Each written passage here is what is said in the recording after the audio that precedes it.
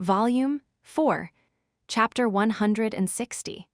Jaffa had arranged a room that was as cozy and tidy as a luxury hotel. The bed and chair were adjusted to human standards, fitting my body perfectly, while the wall monitor and table were linked to a computer, allowing immediate access to necessary information. Sitting in the chair, I opened 10 holographic screens. The first thing that appeared was the information Jaffa had prepared. I operated the terminal to connect to the border city network, extracting external information as well. Wuwang. Bundles of data filled the gap in my knowledge, scrolling rapidly. Videos and texts flashed across the screens. There won't be much information on the Akresha Empire, even less about what happened during the Tempest period. The first thing I checked was the Empire and the Custoria family. The current emperor is Ivan Akresha. The emperor had not changed since the Tempest period. The former emperor, Yuri Akresha, suddenly passed away due to old age. The official reason was, of course, far from the truth. Even the timing of Yuri Akresha's death was significantly altered. Yuri Akresha died in the first week of the Tempest period, but the Empire's officials withheld the news to prevent chaos caused by the emperor's absence. As soon as I saw the next piece of information, my teeth clenched. Before his death, Yuri Akresha appointed a new successor. In response, Francek Akresha allied with the military and incited the public in an attempt to usurp the throne. The next emperor, Ivan, launched a military campaign to suppress Francek and declared himself emperor. Since Francek had significant public support, it appears the two reconciled. From that point on, they effectively began a co-rule. I couldn't even begin to imagine how many mouths had been silenced and how much information had been manipulated. The Empire and the Imperial family must have gone to extreme lengths. They had also come up with a convenient explanation for why Emperor Yuri Akresha had changed his successor. It is presumed that Emperor Yuri Akresha and Crown Prince Francek frequently clashed due to differing policy directions. However, concerned about division and turmoil in the empire, the emperor did not revoke Francek's designation as heir. But due to a sudden deterioration in his condition, he named his second son, Ivan Akresha, as his successor in his final will. A clever mix of truth and lies. It's true that the emperor and Francek had different policy directions. Francek had a reformist inclination, different from previous emperors. Even if the emperor was secretly displeased with him, it wouldn't be surprising. So they kept Francek as the nominal crown prince due to his popularity, only to ultimately install Ivan as emperor in the end. That explanation sounded plausible enough. Haha, what a convincing lie. Even just reviewing the official records up to this point made it clear Francek had been devoured by Ivan. 3 years later, Francek was caught attempting to defect to the Holy Korite alliance with imperial secrets and was subsequently imprisoned. No further public activity recorded after that. And around that time, I had been admitted to the Lazarus facility. It must have been an effort to protect me from Ivan's grasp. There must have been a lot of schemes and conspiracies during this period. As soon as his rule stabilized, Ivan moved to purge Francek. I had asked Ile to prevent this from happening. I wanted to believe he had done his best. The Imperial Guard has been reducing its training numbers each year for economic reasons. The Imperial Guard was fading away. The Empire has disclosed the Imperial Guard training curriculum to private corporations and outsourced their training. However, Legion technology remains exclusively controlled by the Imperial family, and soldiers trained by private companies appear to be of lower quality compared to traditional Imperial Guards. The original Imperial Guard had focused solely on producing the finest elite soldiers without regard for cost. But corporations would prioritize efficiency, producing soldiers only up to an adequate level. A select few of the top graduates from private corporations are hired by the Imperial family and integrated into a mercenary unit. These individuals do not hold military status, and recruits from established military families are intentionally excluded from hiring. A force was being formed to replace the Imperial Guard. Since they were mercenaries rather than soldiers, they would not remain in the military after their contracts ended. And because they weren't from military families, they had even fewer ties to the armed forces. The new personal guard was designed to have no connection to the military. What would happen far in the future was uncertain, But for now, they would function as separate factions, keeping each other in check. I had mixed feelings. There had been no mass purging of the Imperial Guard, but it would wither away until it disappeared. The dissolution of the organization I had once belonged to left a bitter taste in my mouth. And the Castoria family. Hemilla's Castoria had openly denounced the Emperor and attempted rebellion. With so many witnesses, it was nearly impossible to cover up the incident entirely. Unbelievable. I stroked my chin as I read the records. Posthumously, Hemilla's Castoria had been awarded the second-class Cross Blade Medal of Military Merit by order of Ivan Akresha. The attack on the military generals and Hemilla's was officially recorded as an independent order from the Emperor. According to the records, Yuri Akresha had died shortly after the storm began. Regardless, they had awarded a medal to someone who opposed the imperial family. The circumstances behind it were undoubtedly complex. Commander of the Imperial Guard, Hemilla's Castoria, was an honorable soldier who knew pride. His courage was justified, and the late emperor committed an unforgivable act against the Imperial Guard. Had I known this, I would have first attempted dialogue. Ivan's speech appeared on the records. He seemed more mature than I remembered. He looked like a young man now. The imperial family had officially acknowledged its mistakes. The dehumanization project targeting the Imperial Guard was attributed to Yuri Akresha acting alone, and Ivan claimed ignorance due to his sudden succession, as if it had all been a tragic misunderstanding. As an apology for past wrongdoings, Ivan awarded the Military Merit Medal to Hemilla's Castoria.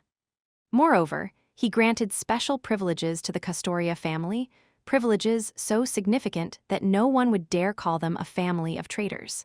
Thinking about it, it's not an illogical move. Hemilla's influence was strong enough to shake even the Imperial Guard's obsessive loyalty.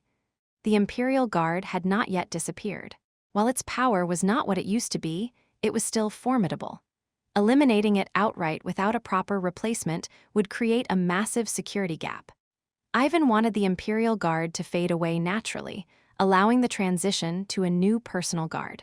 In a few decades, the Imperial Guard would become nothing more than a ceremonial unit with an impressive name, but no real authority. There's no need to antagonize the remaining Imperial Guards by branding Hemilla's as a traitor. Given their nature, deeply ingrained with obsessive loyalty, the members of the Imperial Guard would accept their decline and eventual disappearance. As long as they weren't forcibly suppressed, they would fade on their own. I quickly skimmed through the Castoria family records. Jupp seems to be holding up reasonably well as the family head. Eva is still by his side too. Luka's Castoria beyond recovery. Well, he acted all high and mighty. This outcome was inevitable. I sneered as I moved on to the next name. Giselle Castoria, co-CEO of G&G Cybernetics. The workshop had evolved into a full-fledged company under the grand name of G&G Cybernetics. Their independently developed kinesis chip has become an essential product for the lower class, generating massive revenue. Kinesis minimizes interference and errors between incompatible products, optimizing their functionality.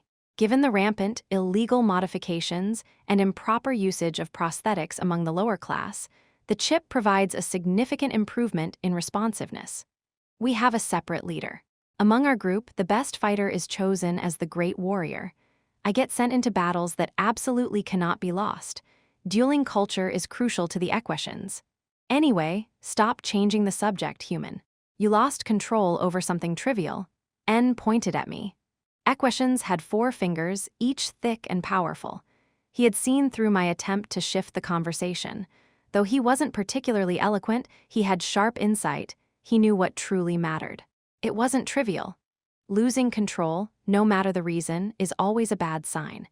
If I have to make excuses, just standing here right now is a miracle for me. A few abnormal reactions like this are nothing. I'll handle my body, so stay out of it, Equation. If you're a mercenary, act like one and just do the job you were paid for. Should have just accidentally killed you. N's presence grew even more menacing. At that moment, a sly laugh echoed from behind the door. Jaffa had arrived. He entered the room, clicking his long claws together. Hoyat, Hoyat, let's not fight, N and Luka, my dear friend. As a peace-loving Tajaran, this sight truly breaks my heart. Do we really need this guy? Of course we do. And all you have to do is protect Luka like you just did. No need for personal opinions. Or should I report this to the boss? Fine, Jaffa was openly siding with me. What the hell did Kinuan do to Jaffa? Jaffa's obsession with finding Kinuan was extraordinary. Between my medical expenses and the destroyed androids, the losses he had suffered because of me were already massive. That means finding Kinuan is so important that all these losses are insignificant in comparison. The Tajarun were known to be the greediest of all races. Jaffa must have been convinced that keeping me around would benefit him, which was why he was treating me so favorably. I'll guide you to another room. How do you like the new prosthetics? Jaffa spoke as he walked down the hallway, his robe trailing along the floor like a snake's tail. They're excellent. We poured the first half of Jaffa and Co's annual revenue into their production. Not profits, revenue. Oh, really? I replied indifferently. More than that, I was still shaken by the fact that I had lost control. If my consciousness blacked out like that in a critical moment, it would be a disaster. My true weapons were my rationality and insight. Without them, I was just another soldier who happened to be good at fighting. Hoyat, such a cold reaction wounds me a little.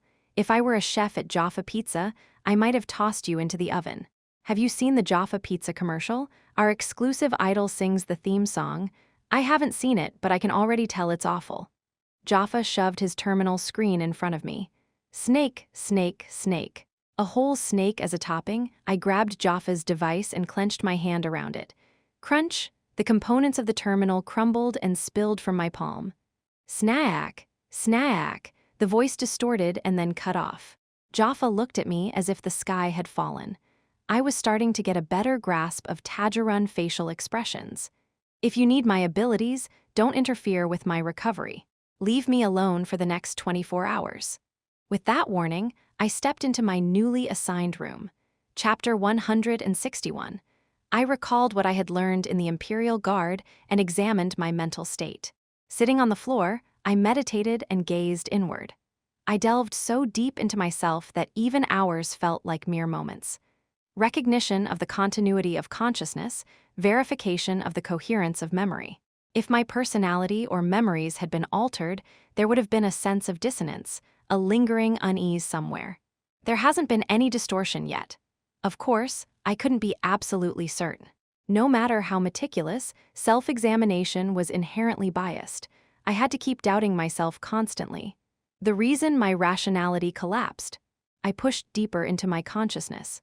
My brain has learned that pushing past the limit results in fatal damage. Upon confirming Giselle's disappearance, my brain had kicked into full operation. The burden must have been immense, compounded by intense emotions. It was as if an old machine, left unused for decades, had suddenly been forced to run at maximum output without a single drop of oil. That's why my consciousness shut down. The same principle as a system turning off before it overheats and breaks. Once the brain learns a limit, it becomes difficult to push past it consciously. The survival instinct is overwhelmingly strong.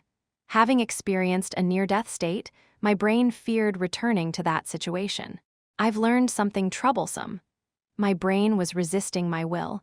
Just because I understood the problem logically didn't mean I could fix it overnight. I needed to observe this issue further. If it's temporary, that's a relief. But if this happens in combat, I need to take action.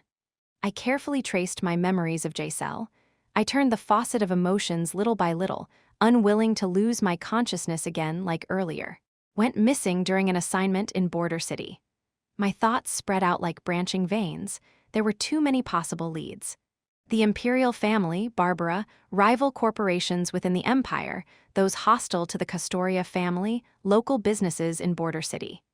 And yet, for 5 years, no one knew where Giselle was. In the worst-case scenario, Giselle was dead. Given how long she had been missing, the probability of her death was extremely high. My emotions boiled red-hot. I wanted to dash to Akbaran immediately and begin an investigation. I'm a troubling existence to the Empire and the Imperial family. If they learn that I've regained consciousness, they'll try to kill me. If Francek had still been around, I might have had a chance to investigate. But Ivan was not someone I could trust. Giselle smuggled me to Border City under the name Casa Trez. She was trying to evade the Empire's surveillance. To put it nicely, I was free now. I had finally escaped the Empire's watchful eyes. How much and who can I trust? Even old friends won't be the same anymore. I didn't believe that those who had helped me before would remain the same. That was just wishful thinking on my part. Just as my values had changed during my time as a cadet in the Imperial Guard, so too had they changed. The self and the will are not fixed entities, but fluid phenomena. In the past, I made mistakes because I didn't trust Hamilas. But that didn't mean I had to become a fool who trusted others blindly. Only spineless idiots constantly swing between extremes. Right now, I was no different from an abandoned dog. I wanted to rely on someone, anyone. If I entrusted myself to those who approached me with kindness, life would be much easier. But I must not trust anyone too easily. Nothing in this world is given for free. Everything has its own reasons and motives. I straightened my sense of self. I reaffirmed who I was. Who? Luka, Lukaus Custoria. Right now, I knew nothing. What happened after the storm era, why I was here. Everything was in the realm of speculation and hypotheses. But the purpose given to me was clear. I was trained as a soldier. As long as I had a mission, I could move forward. Find Giselle Custoria, who went missing, and track down Kinuan to secure Jaffa's support. It was time to begin my second life. I woke up. Right now, every little thing in my life required verification. My sleep duration was one of them. I had slept for 6 hours. There was a dull ache deep inside my head. Despite getting a decent amount of rest, a lingering fatigue remained. This was another thing to keep monitoring. I stepped into the bathroom and looked into the mirror. Aside from the 5 years I spent in cryosleep, I had an additional 7 years of absence, 3 years of being incapacitated, and 4 years of treatment. Time had surely worn me down. My grown appearance over those 7 years still felt unfamiliar. A rough-eyed young man with a messy face stared back at me. His body below was covered in old scars. SKKK. After shaving, my face at least looked somewhat presentable. I twisted my damp hair with my fingers. Since there was no way to trim it on my own, I would have to keep it tied up for the time being. I flung open the wardrobe and felt a strange sensation upon seeing the suits and coats inside. They were garments from humanity's past. I had heard that the Bellato Federation preserved Earth's old styles the best, and now I could see it firsthand.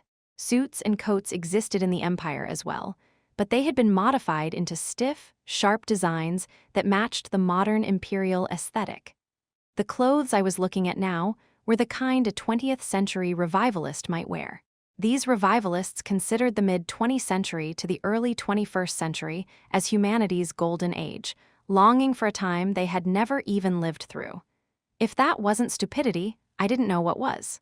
Click. I put on a black shirt and buttoned it up one by one. Since I didn't know how to tie a necktie, I tossed it aside, slipped on a jacket, and then draped a navy coat over it. The boots provided were made from non-functional, rigid material, making them uncomfortable. Once dressed, the only visible cybernetic parts were my hands. At a glance, they could be mistaken for mechanical gloves. Since I had no reason to take off my clothes outside, there was no need to attach artificial skin over them. Beep. I checked my schedule on the terminal. The timetable had been adjusted according to my wake-up time. The clothes still felt unfamiliar, so I adjusted my shoulders as I stepped out of the room. It was early morning, and the hallway was quiet. The walls were covered with advertisement posters from Jaffa Corporation's subsidiary brands, most of them related to the food industry. A common theme among them was the use of snake meat. That outfit is far better than the white rags. N was waiting for me in the elevator. It seemed he had stepped out right after I did. I don't know much about the Tajaran species, but isn't it unusual for them to work in the restaurant business? Who would want to eat food advertised by a snake? I tapped on an advertisement inside the elevator as I asked the question.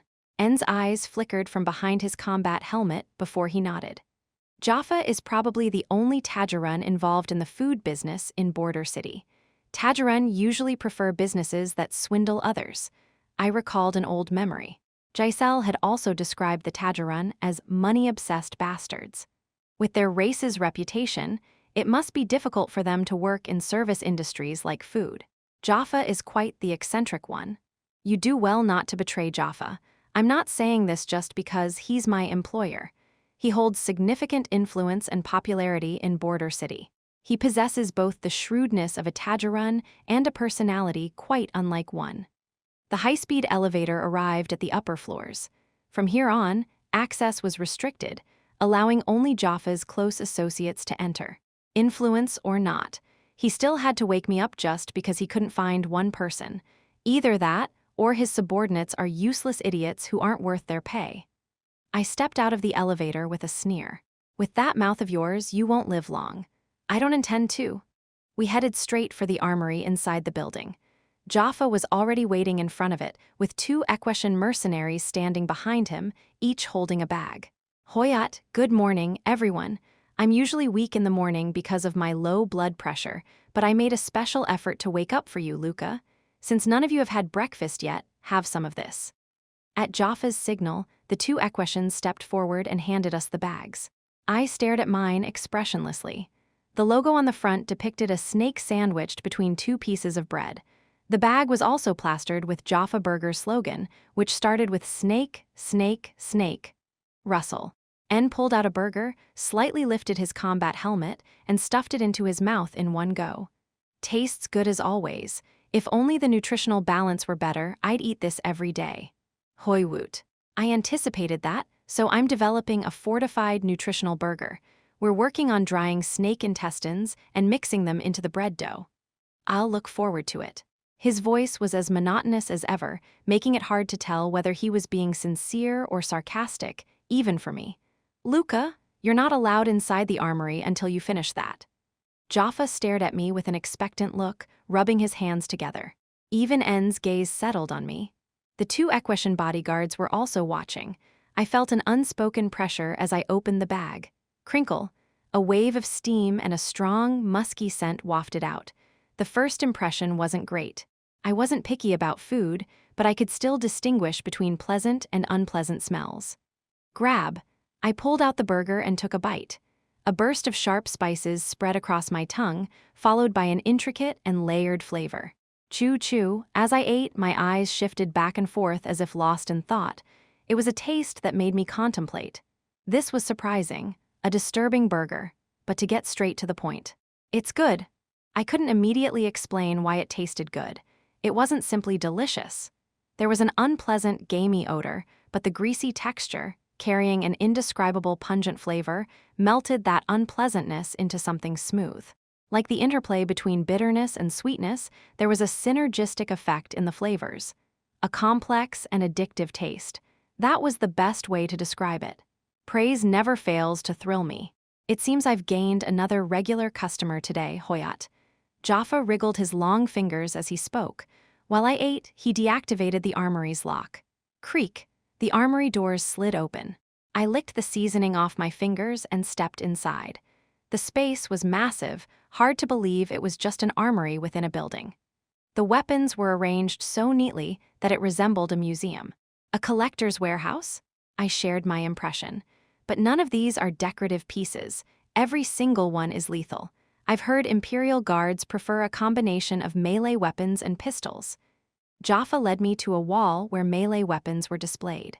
There was a wide variety, ranging from simple, sturdy blades to those with monomolecular coatings or electric shock features. Some had unusual mechanisms, like weapons with gun barrels embedded into their blades or spear shafts. I browsed through them, picking some up and giving them a few swings. This is a high-compression, heavy weapon. It was crafted by an artisan from the Empire. I believe you'll like it. Jaffa pointed to a sword resting on a stand. Like Crucis, it had a single edge, but its blade was slightly wider. Wuung, I swung it a few times. My cybernetics powered up, causing a motor hum to echo. It's different from Crucis. The quality was lower. The weight distribution was slightly off, subtly imbalanced in a way that disrupted its trajectory. A so-called artisan, huh? Doesn't seem like it went through proper refinement. Unsatisfactory. If it clashed with another high-compression heavy weapon, it would likely shatter. I couldn't immediately explain why it tasted good. It wasn't simply delicious. There was an unpleasant, gamey odor, but the greasy texture, carrying an indescribable pungent flavor, melted that unpleasantness into something smooth. Like the interplay between bitterness and sweetness, there was a synergistic effect in the flavors. A complex and addictive taste. That was the best way to describe it. Praise never fails to thrill me. It seems I've gained another regular customer today, Hoyat. Jaffa wriggled his long fingers as he spoke. While I ate, he deactivated the armory's lock. Creak. The armory doors slid open.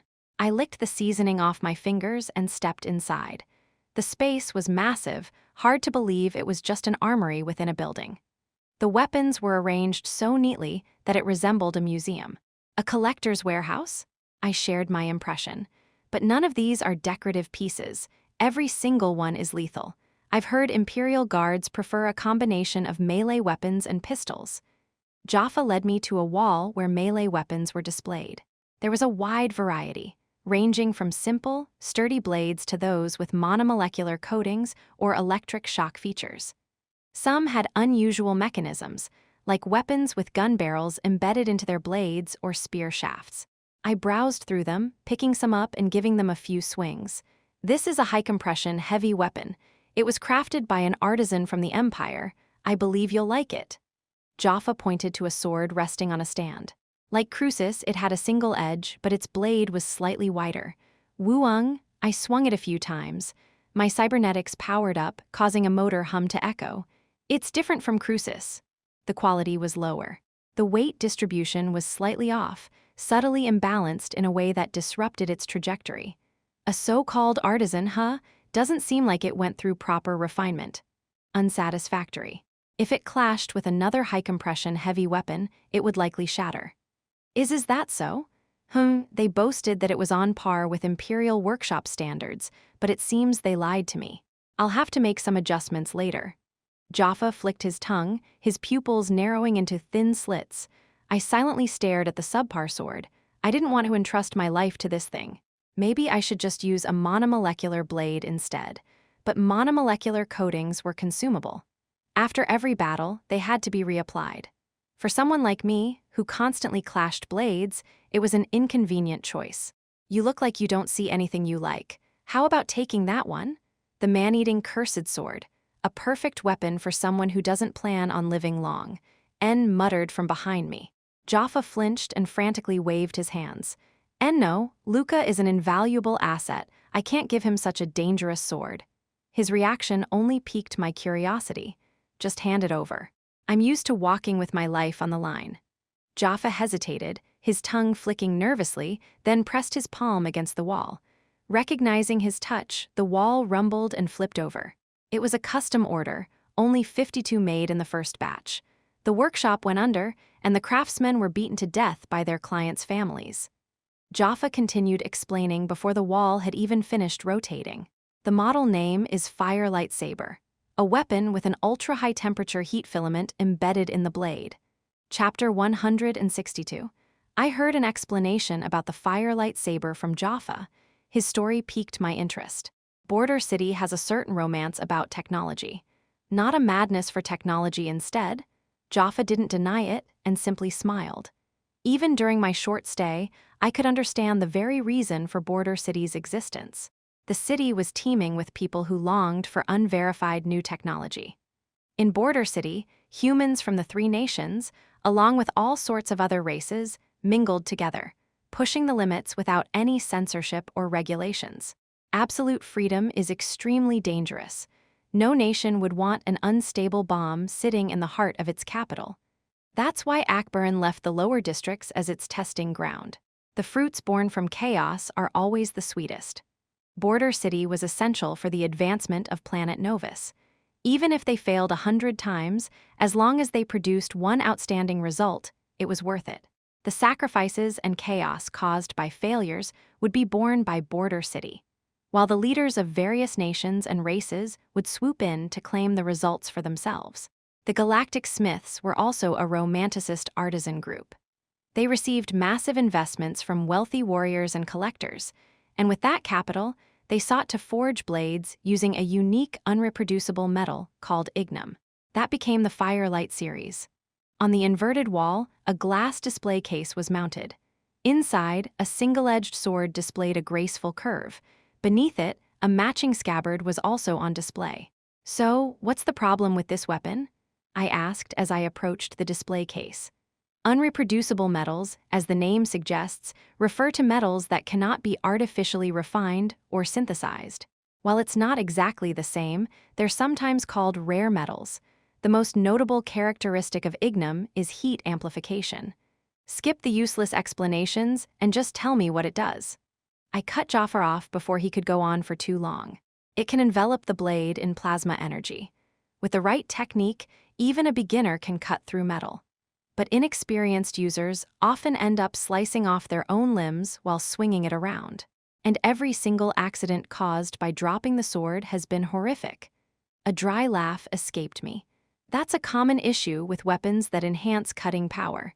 The same goes for monomolecular blades. Is there a problem with heat control? I quickly got to the point. The biggest issue in actual use was destruction and explosions caused by heat accumulation. Even the artisans of the galactic smiths didn't anticipate this. Blades that couldn't withstand the heat shattered, sending fragments flying and shredding faces to pieces. Sometimes, the weapon itself exploded, consuming the user along with it. I tilted my head slightly and stared at the sword. Managing heat dissipation is the most fundamental aspect of designing heat-based weapons. And they call themselves artisans?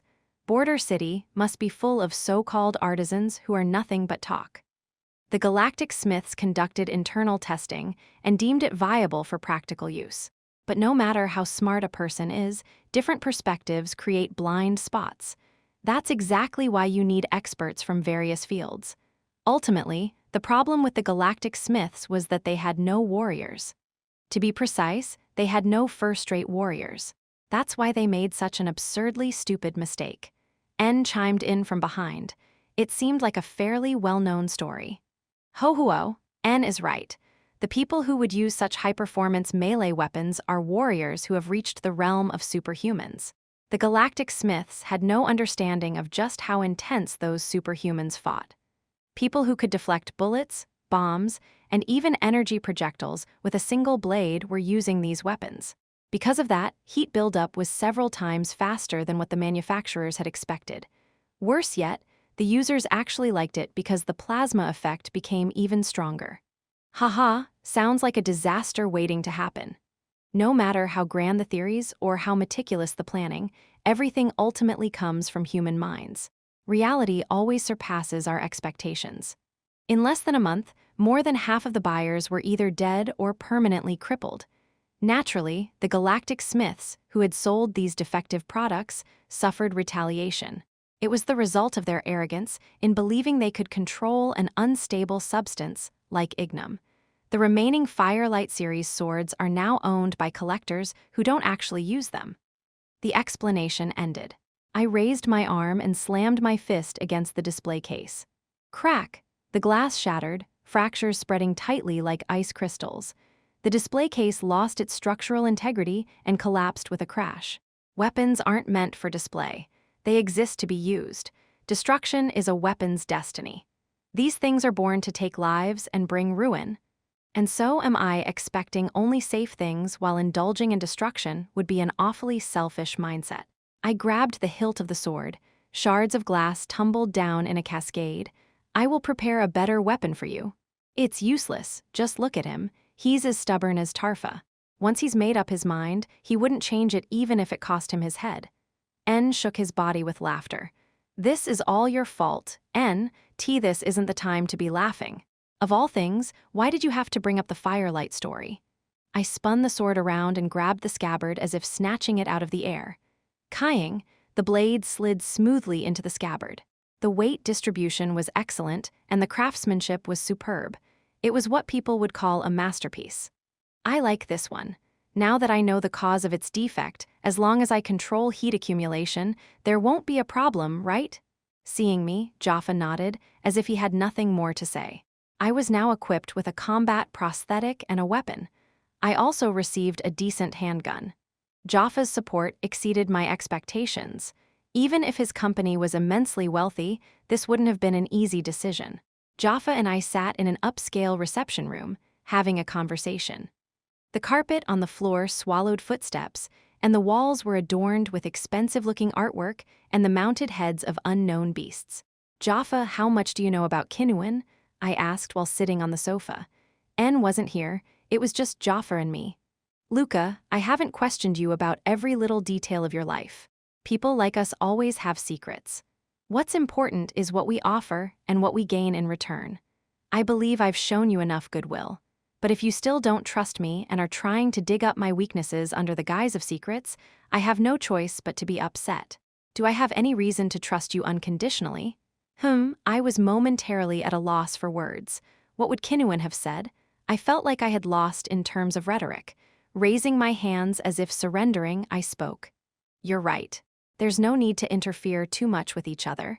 You invested in me because you want to find Kinuan, and I personally want to find Kinuan as well. That's what matters. Kinuan must not be killed. Bring him to me alive. This is the only thing I ask of you." I tried to read Jaffa's emotions. However, it was still difficult to grasp the emotional cues of a non-human species. I needed more experience and study on the Tajarun race. "I have a personal objective besides finding Kinuan. Is it because of Giselle Custoria's disappearance?" I wasn't surprised. I expected Jaffa to have figured out at least this much. Jaffa has done extensive research on me. Given the circumstances, he must have realized that Giselle was the one paying for my medical expenses. I nodded and waited for him to continue. "Hoyat, to be honest, I also investigated Giselle Custoria's whereabouts in preparation for our deal, but..." Jaffa, despite his seemingly careless manner of speaking, was a deeply calculating individual. I had to assume he was always a step ahead of me. "So?" I also made inquiries about Aki's victima. It's quite a peculiar combat technique, or rather, a way of thinking, I should say. Both are correct. People who have mastered Aki's victima tend to have exceptional investigative skills. However, it's only an ability to gather and process information more effectively. If there's a complete lack of information, they can't create something out of nothing. It's not a force ability that transcends physical reality. It firmly exists within the realm of understanding and cognition, which I find quite appealing. Jaffa had a solid grasp of what Aki's victima was. Tap, tap. Without realizing it, I had started tapping my foot against the floor. My body was betraying my impatience. The words, "So, what about Giselle?" were stuck in my throat, ready to spill out. The old me wouldn't have shown such common emotional signals so easily. I reflected on my actions and performed a self-check. I was definitely not the same as before. The abilities I once wielded seamlessly through embodiment no longer came to me naturally. It felt like I had to relearn and practice them one by one, as if I were studying them from a book. How did I suppress emotional signals before? I had used the skill so naturally that I had forgotten the mechanics of it. I have employed 5 Aki's victima users in the past. Jaffa placed some photographs on the table. One after another, I saw gruesomely damaged corpses. Flesh and machinery were tangled together in grotesque ways. Any weak-hearted person would have recoiled in horror. They died while pursuing Kinuan. This is Kinuan's warning. He's telling us not to chase him. Jaffa slid the photos toward me. "I will share with you all the information I have gathered on Kinuan. That includes the records of those who came before you." And I clasped my hands together and rested them on my knee, carefully observing Jaffa's every word and gesture. "If you start investigating Giselle Custoria now, it will take you a long time to reach the clues and information I already possess." "You're saying you'll provide information on Giselle Custoria as my performance bonus?" "That's right. You don't seem like someone who moves for wealth alone." How much did Jaffa know about me and Giselle? My feelings toward her were the perfect leverage for someone to exploit. I didn't want him to see through that. This conversation should end here. SRRK, I reached my hand forward. "The deal is done, Jaffa." Jaffa carefully took my hand, mindful of his nails. His reddish-brown skin was cold and rough, like a cold-blooded creature's. A visceral sense of disgust rose within me, one that even logic couldn't suppress. "Welcome to Jaffa Company. Our motto is a company that treats you like family." I needed rehabilitation. Why did Kinuan kill the Emperor? I walked alone through the night streets, deep in thought. The last lingering question. I could understand other people's motives and reasoning, but Kinuan still tormented me. Was it really Kinuan who killed the Emperor? I hadn't seen it with my own eyes. The official cause of death was old age, but circumstantial evidence pointed to him. And if Kinuan didn't kill the Emperor, then that in itself was part of his scheme. He wanted me to think that way. The Kinuan inside my mind was a grotesque, ever-growing monster. The more I thought about him, the larger he loomed. It felt like he was watching me from above, laughing. I lifted my head and scanned the bleak streets. Every city had districts like this. A sinister alleyway where crime gathered as if it had legs of its own. I deliberately stepped into the broken back streets. Kang, kang. My foot hit a discarded can. The clattering sound drew attention. Sensing danger, my senses sharpened. I had no idea who might attack me. More and more eyes followed me from between the alleyways and windows. It felt as if the gazes were connected by invisible threads. The intensity of their hostility and murderous intent seemed to manifest in distinct colors. I was pleased. My mind was razor-sharp. Even if those watching me opened fire, I felt confident I could dodge the bullets. My brain was still useful, it seemed. Why is Kinuan in Border City? He had left the Empire and was now within Bellotto Federation territory. Why? The deeper I thought, the more my head ached. A dull pain throbbed at the bridge of my nose. Take it slow. Tonight was rehabilitation, Luka. Start by training your mind. I lifted my gaze from the ground. A man stood in the middle of the alley. Kang, the sound of metal clashing rang out as our fists collided. His fists were as solid as hammers, and he was massive. Gabriel? No, I was mistaken. He wasn't Gabriel, he wasn't ugly enough. He just had a similar build and atmosphere. That classic back alley thug vibe. Hey, pal, this is a toll zone. Maybe you took a wrong turn? If you did, I can guide you back. Fake Gabriel babbled as he approached me. He draped an arm over my shoulder, grinning slyly. Did I take a wrong turn? I spoke dryly, staring into the darkness. No, not too wrong. After all, you met me, pal.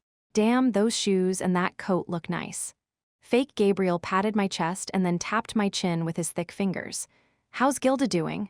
Huh, Gilda, who's that? Was that my old girlfriend's name? Just kidding, buddy. Got dumped, huh? Was your ex's name Gilda? Fake Gabriel rambled nonsense while slipping his hand into my coat. He pulled out my handgun and widened his eyes. The gun had a hefty electronic component attached beneath the barrel, its circuits glowing softly. This is an auto-tracking pistol? Why the hell do you have something like this?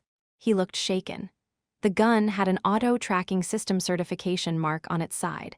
This wasn't a weapon an ordinary person would be carrying around. Step back 5 paces and aim at my head. It's in lethal mode, so even if you aim carelessly, the bullet will go straight between my eyes. And no. Hey man, I'll just give it back, all right. Damn. Fake Gabriel hurriedly tried to place the gun back into my coat. Crunch! I extended my foot and crushed his left knee. His organic leg shattered as easily as if it had exploded, and blood splattered onto the ground with a wet slap. I was wrong, boss. Please, spare me. Ha. The presence of others around us faded, one by one.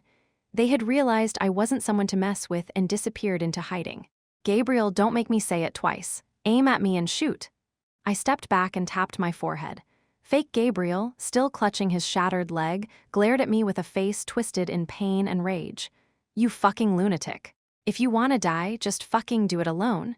He raised the auto-tracking pistol and pointed it at me. In lethal mode, the bullet would automatically home in on my critical weak points. I focused. If I couldn't pull this off, then I might as well die here. Ta-hang. By the time the gunshot rang out, it was already over. You survived another day, Luka. Chee-ick. Between my fingers, I caught the bullet. The round, trapped between my index and thumb, spun rapidly, releasing a thin trail of acrid smoke. Tracking rounds had longer bullet tips compared to regular ammunition.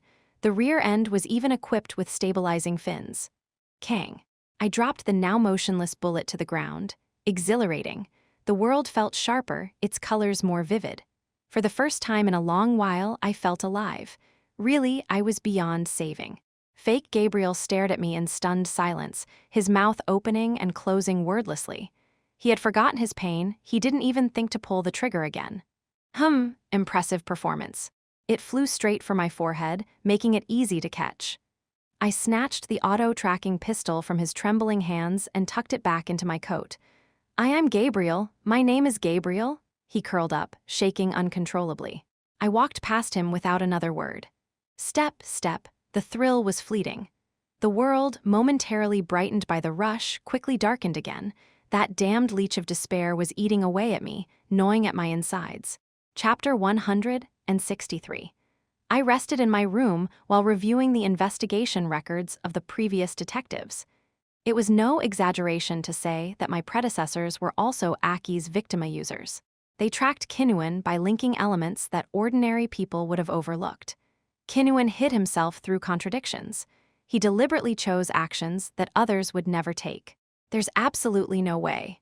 The moment you think that, you lose track of Kinnuan.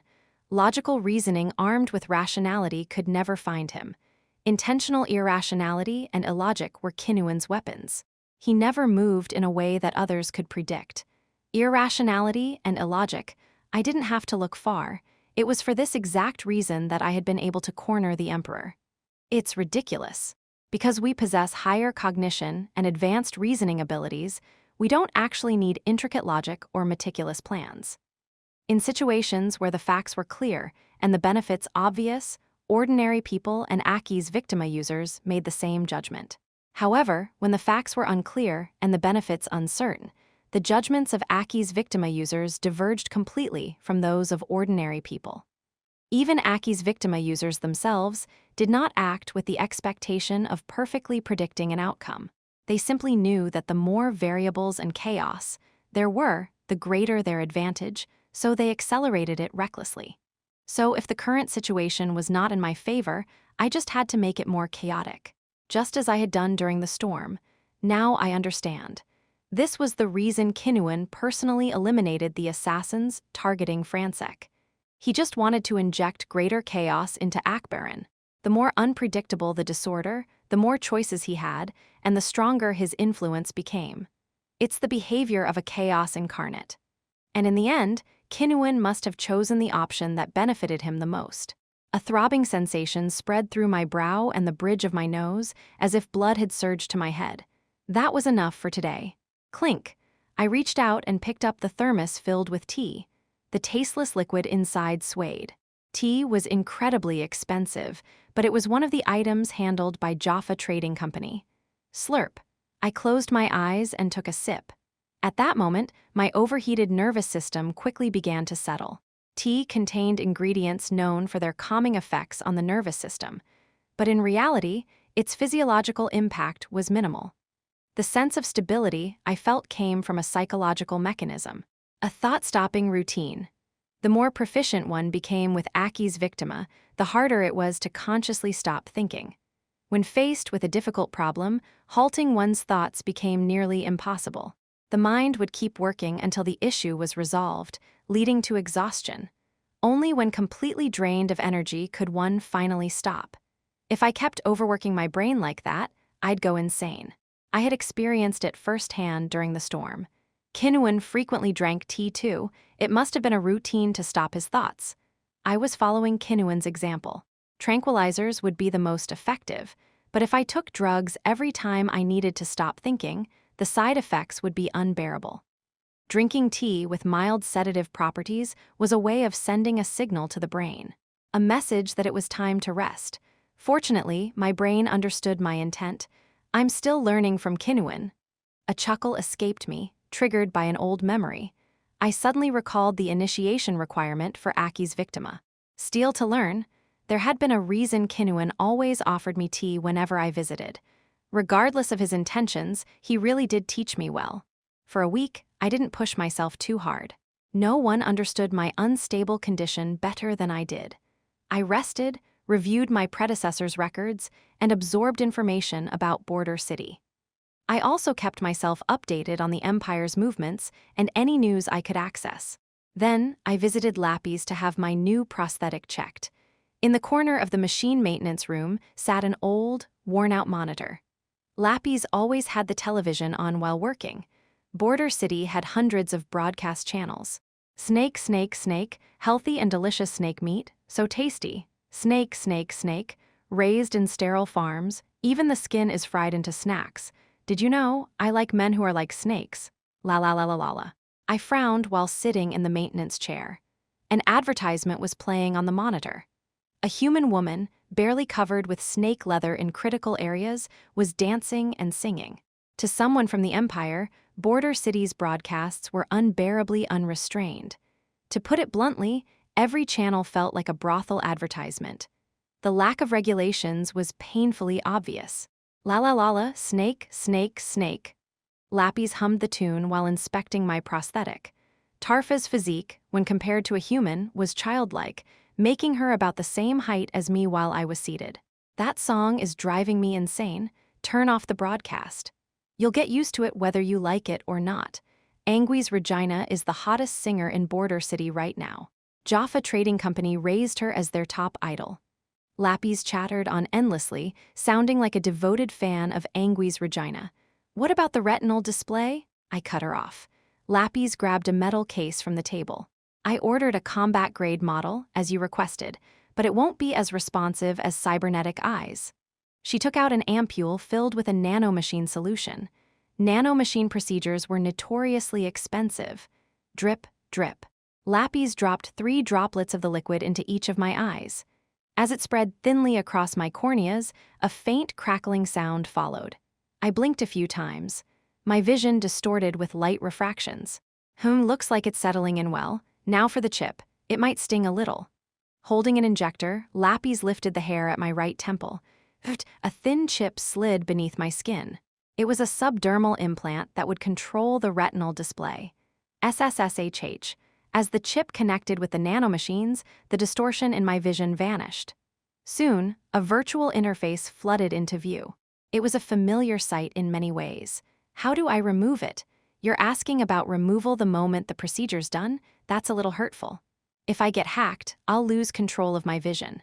I can't just blindly trust it. Unlike cybernetic prosthetics, chips were vulnerable to hacking. They didn't receive direct signals from the brain or function under its control.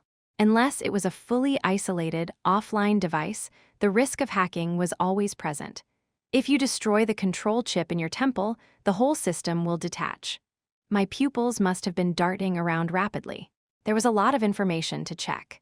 The synchronization between my retinal display system and my belongings was nearly complete. The auto-tracking pistol and terminal, which took longer to sync, were finally finishing up. Beep. A message popped up in the corner of my vision. It was a call from Jaffa. I headed to Jaffa's office at the top of the building. Jaffa stood with his hands clasped behind his back, gazing down at Border City. His silhouette seemed gloomier than usual. I have a job for you, Luka. I thought I was only supposed to be looking for Kinuin. I slumped onto the sofa as I replied. On the table, a basket of candy sat overflowing with deadly poison flavor sweets. The label claimed a 1 in 1,000 chance of fatality. I couldn't help but wonder what they tasted like. As much as I hated to admit it, Jaffa Trading Company's products had a way of provoking curiosity and the urge to take risks. If I were 10 years younger, I probably would have lost my mind over them. It's a search job. Difficult for others, but for you, it should be as easy as a stroll. It'll help with your rehabilitation too. Jaffa slowly turned to face me. With the backlight casting shadows over his face, his expression was obscured. If you're assigning me a task outside our contract, there should be compensation. You're surprisingly stingy, considering how much you've taken from me. Ho ho ho. For the record, it's extremely rare for a Tajarun to call someone stingy. Hearing that pricked at my conscience a little. Finding Kinuin was proving to be a difficult task, but Jaffa's material support had been substantial as well. You already know I'm not after material support. I braced myself as I watched Jaffa's tongue. He always flicked it out 3 times before saying something important. Flick, flick, flick. At the time of Giselle Custoria's disappearance, there was a security chief by her side. That person is still in Border City. Good. I had prepared myself for this. I nearly flipped the place over, shouting, "You really kept that hidden all this time?" But, of course, Jaffa had never mentioned it. Information was a valuable bargaining chip, a means to keep me tethered. There was no reason to be angry. Jaffa was a merchant, and our relationship was purely transactional. In fact, I was the one benefiting the most from this trade. Stay rational, stay rational. I took a slow breath and interlocked my fingers. You must have been close with your stepsister. Jaffa picked up on the shift in my emotions. We went to school together. There was this guy who kept harassing Giselle, so I put him in his place. We became friends after that. That was mostly true. Anyway, if you do this job for me, I'll tell you where the security chief is. It was an offer I couldn't refuse. Jaffa was a seasoned businessman. Even in Border City, there were exclusive residential areas for the wealthy. The place I had just arrived at was one of them. A high-end, 21-story mansion with tight security starting from the ground floor. Heavily armed guards in full-body combat suits patrolled the premises. It felt more like a military base than a residential building. As I approached the entrance, one of the guards silently stared at me. This is a pass endorsed by Jaffa Trading Company. I held out a liquid crystal access card, security codes flowing across its surface like water. Jaffa had issued it to me in advance. He was one of the investors in this luxury mansion. While my pass was being checked, a commotion broke out. I'm Angys boyfriend. Ask her, just ask HER. Angys, I'm here.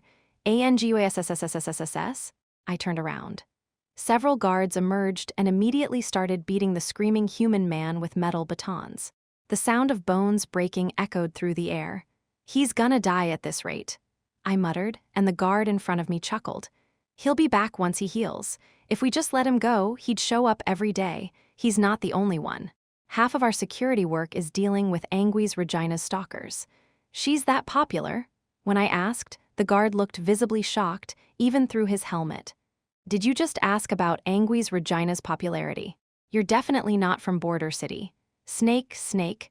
No singing, please. What is this, some kind of mass hypnosis? Grumbling, I walked past the guard.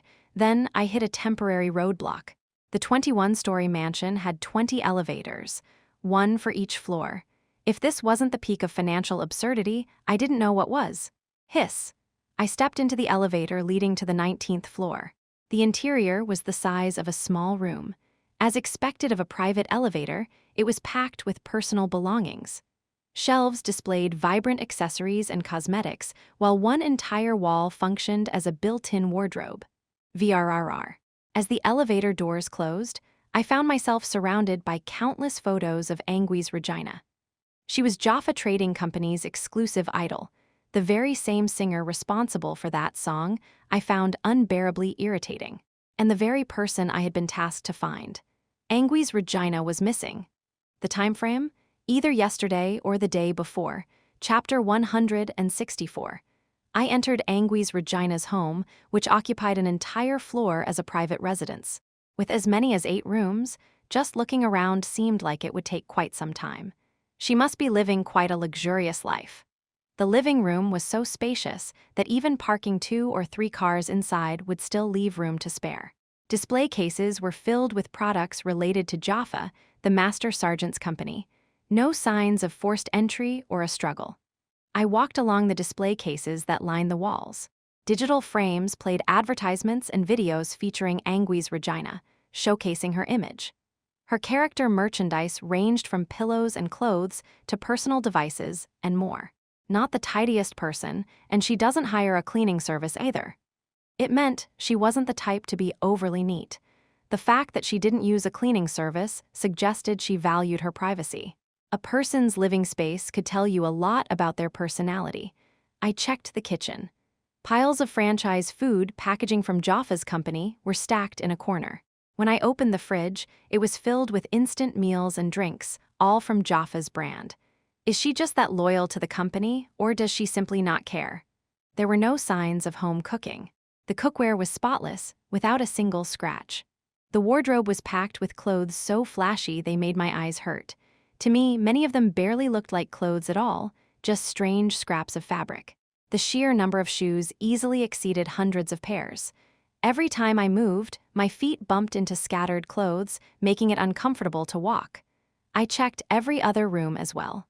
Her bedroom had quite a few details I'd rather not describe. She was a grown woman, after all, and adults had their own hobbies. Toys included. As I was looking around the bedroom, I stopped in my tracks. Something left a mark here. I looked at the wall. A small section had been dented, no larger than a fingernail. The exposed inner wall showed no signs of oxidation. Swish! I crouched down and examined the floor. My fingertips brushed against tiny fragments from the damaged wall. Judging by the oxidation of the exposed area and the condition of the debris, the damage had occurred recently. I continued my search. Broken plastic. I found a piece of plastic on the floor. It was pink. BZZZ. I quickly pulled up images and footage onto my retinal display. They showed Angwi's Regina's recent activities. A broken device. One that belongs to Angwi's Regina. She had been using a pink personal device, so she threw it at the wall. I stepped back, calculating Angwi's Regina's height. Swish! I mimicked the motion of throwing a personal device. The angle matched almost perfectly. The reason for throwing a personal device in the bedroom is obvious. She must have lost her temper during a call. A lover or family? I couldn't find any personal details on Angwi's Regina. There was no information in the network, nor were there any traces in the house that suggested family relationships. Step. I traced Angwi's Regina's movements. She threw the device at the wall, then picked it up again. Her actions became clear in my mind. The messy floor, littered with clothes and random items, actually made it easier to figure out her movements. She went to the dressing room and put on her outdoor clothes. There were no signs of her leaving through the mansion's main entrance. This was the 19th floor. There was no underground passage. The only exit was the window. I inspected the window frames one by one and found one where the dust had been wiped away. It was large enough for a person to jump through. The trail of erased dust showed Angwi's Regina's handprints along the frame. She didn't use an air vehicle. If she had, there would be records and witness accounts. I opened the window and looked down. The back of the mansion led to a garden with trees and soil visible below. Did she jump? According to Jaffa, Angwi's Regina had not undergone any mechanical or biological enhancements. Since she was an idol under their company, this information would be reliable. Even if she had an enhanced body, a fall from the 19th floor is risky. If I made a mistake, I'd die too. I recalled Jaffa's words. Jaffa said this would be an easy job for me, and it wasn't particularly difficult. I had been here for less than an hour, and I already had a rough idea of what happened. If I sent people out, I could track her down quickly. But there's a reason they can't do that. They want this handled quietly. Because she's an idol and privacy is crucial, more questions surfaced. I looked down from the window and took a deep breath. Swish! I jumped out of the window. Screech! My high-performance prosthetic arm scraped against the wall, reducing my speed just enough. I watched as the ground approached. At about the 5th floor, I kicked off the wall and spun once. Thud! I landed lightly, bending my knees to absorb the impact.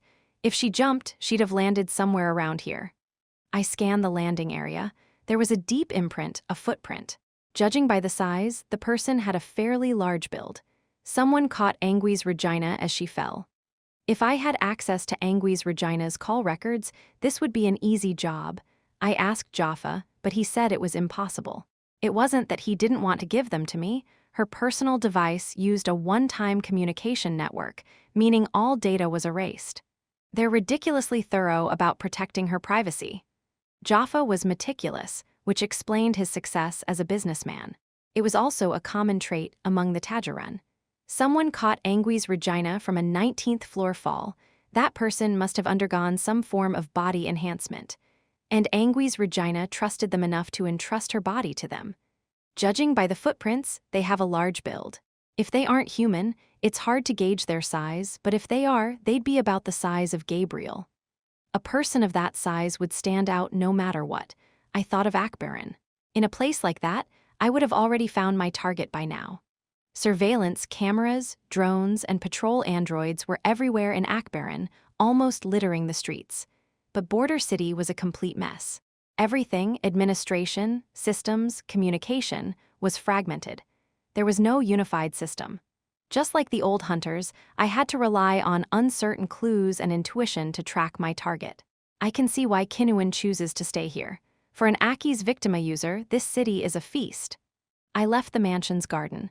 A road lay behind it with parked vehicles lining the sidewalk. Crash, bang, WRRRR.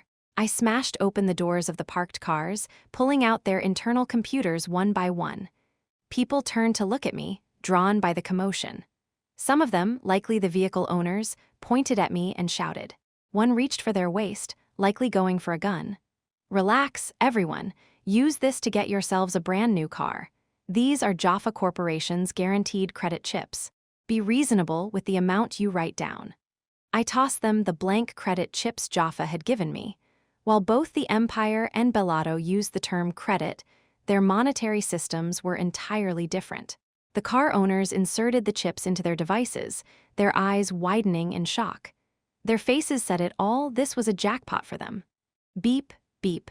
Jaffa's name flashed in the corner of my retinal display, and my personal device vibrated. He was urgently trying to contact me. He must have noticed the sudden drain on his funds. Ignoring his call, I continued collecting the vehicle computers. Luka, why are the credit chips I gave you? Jaffa forcibly opened my device's communication channel. I raised my collar and spoke into the attached mic. It's for investigation expenses. What kind of investigation needs this much? Hoiwo, hang up. I'm busy. Gripping multiple computers with cables dangling from them, I walked away, step by step. The equipment Jaffa had given me was all top tier. Even my personal device was high performance, capable of projecting up to 10 holograms simultaneously. I extracted parking footage from the vehicle computers and projected it as a hologram. Since some of the cars had been parked there for days, I found footage capturing both the large-built man and a woman who appeared to be Angui's Regina. Zooming in, I got a clear look at the man. His chest, shoulders, and even his scalp were covered in traditional Ayers-Yumi tattoos, with small implant chips glinting in the eyes and horns of the designs. His arms and legs weren't prosthetic, but he had reinforced his strength with a basic exoskeletal attachment. I contacted Jaffa. You didn't have to wreck the cars. You could have just bought the memory chips. Hoyat, hoyat. My hard-earned money, my money, Jaffa complained as expected. I hate tedious and annoying tasks. Paying a little extra to get it done faster is worth it. That's not an amount you can dismiss as a little extra. Deduct it from my salary. You don't even have a salary. Don't be so stingy, rich guy. I invest wisely, but that doesn't mean I approve of wasteful spending. Anyway, I just sent you a video. Take a look. Do you recognize him? Since Angui's Regina was a celebrity, her range of movement and social circle were likely limited. There was a good chance Jaffa would know the person. You already found something. I expected this job to be easy for you, but to think you'd do it in less than a day. I really do have an eye for talent. If you had put your people on this from the start, you would have found him even faster. Jaffa fell silent, presumably reviewing the footage. Then, after a moment, he spoke. He's Angui's former manager, or maybe her XX manager. No, wait, her XXX manager? Hoyat. How often does she change managers? About once per quarter. I'll send you his personal details and address now. Number with the information in hand, things moved quickly. Bang, I kicked down the locked door. Inside, thick, pungent vapor filled the air. On a filthy couch, a man was inhaling drugs through a vaporizer. Jaffa Corporation sent me. I'm looking for Angui's Destava. I called out the name of Angui's former manager. Destava looked at me with glazed, unfocused eyes, then sluggishly tried to equip his exoskeleton. The drugs had dulled his reflexes, making his movements slow. Who are you? This is illegal. Trespassing. He unsteadily leaned against the exoskeleton mounted on the wall. The mechanical frame, which had been spread out, began folding to fit his joints. Crunch. I casually walked forward and grabbed the cylinders of the exoskeleton, snapping them one by one. The frame, which had just started to activate, came to a halt. Get out here, you bastard. I yanked Destava's arm. The flesh of his forearm bruised and caved in under my grip. Cug, why you? I know you're high, but get your head straight. If you start mumbling or talking nonsense, I'll break a limb each time. GHHK. Cug, he didn't seem to understand me. I lifted my foot and pressed down on his hand. Crack! The sound of his hand bones not just breaking, but shattering filled the room. GHHHHHHH. Want me to break the other one too? I'm awake, I swear. HNGH. Hick. Finally, Destava's tongue started working properly. Where's Angui's Regina? I don't know. She left yesterday. I glanced toward his bedroom. The scent of perfume and cosmetics, the same ones I had smelled in Angui's Regina's elevator, was drifting from inside. You her boyfriend? Boyfriend? That woman doesn't have boyfriends. She probably slept with all her managers. I grabbed Distava and threw him onto the couch. He trembled violently, staring at me. Distava wasn't particularly cowardly. If anything, he had just enough animal instinct to pick up on the scent of a killer radiating from me. He could tell I had no hesitation when it came to murder and violence. Do you know where she went? She said she was going to meet another manager. Did anything seem off about her? Now that you mention it, she asked me if I'd consider marrying her. She's always saying weird shit, so I thought she was joking. That was enough. Sorry for the sudden visit. Use this for your medical bills and repairs. It's a Jaffa Corporation-backed credit chip. Take a generous sum for emotional damages, too. Distava, despite his pain, suddenly lit up. He had worked as Angui's Regina's manager. He knew exactly how rich Jaffa Corporation was. I stepped outside. The dimly lit hallway of a cheap apartment complex stretched ahead. The walls were peeling, with mold creeping through the cracks in the paint. Beep. Jaffa was calling me again. Why the hell is money disappearing again? Send me the personal details of all of Angui's Regina's past managers. If you have a problem with it, send your own people to find her instead. You know better than anyone that handling things quietly costs more money. Fine. Honestly, I shouldn't say this, but this is kind of fun. I guess this is why the rich love throwing money around. Chapter 165. Angui's Regina's manager changed frequently. Not long ago, she had fired the last one, leaving the position currently vacant. The reason for dismissal: Angui's Regina's whims.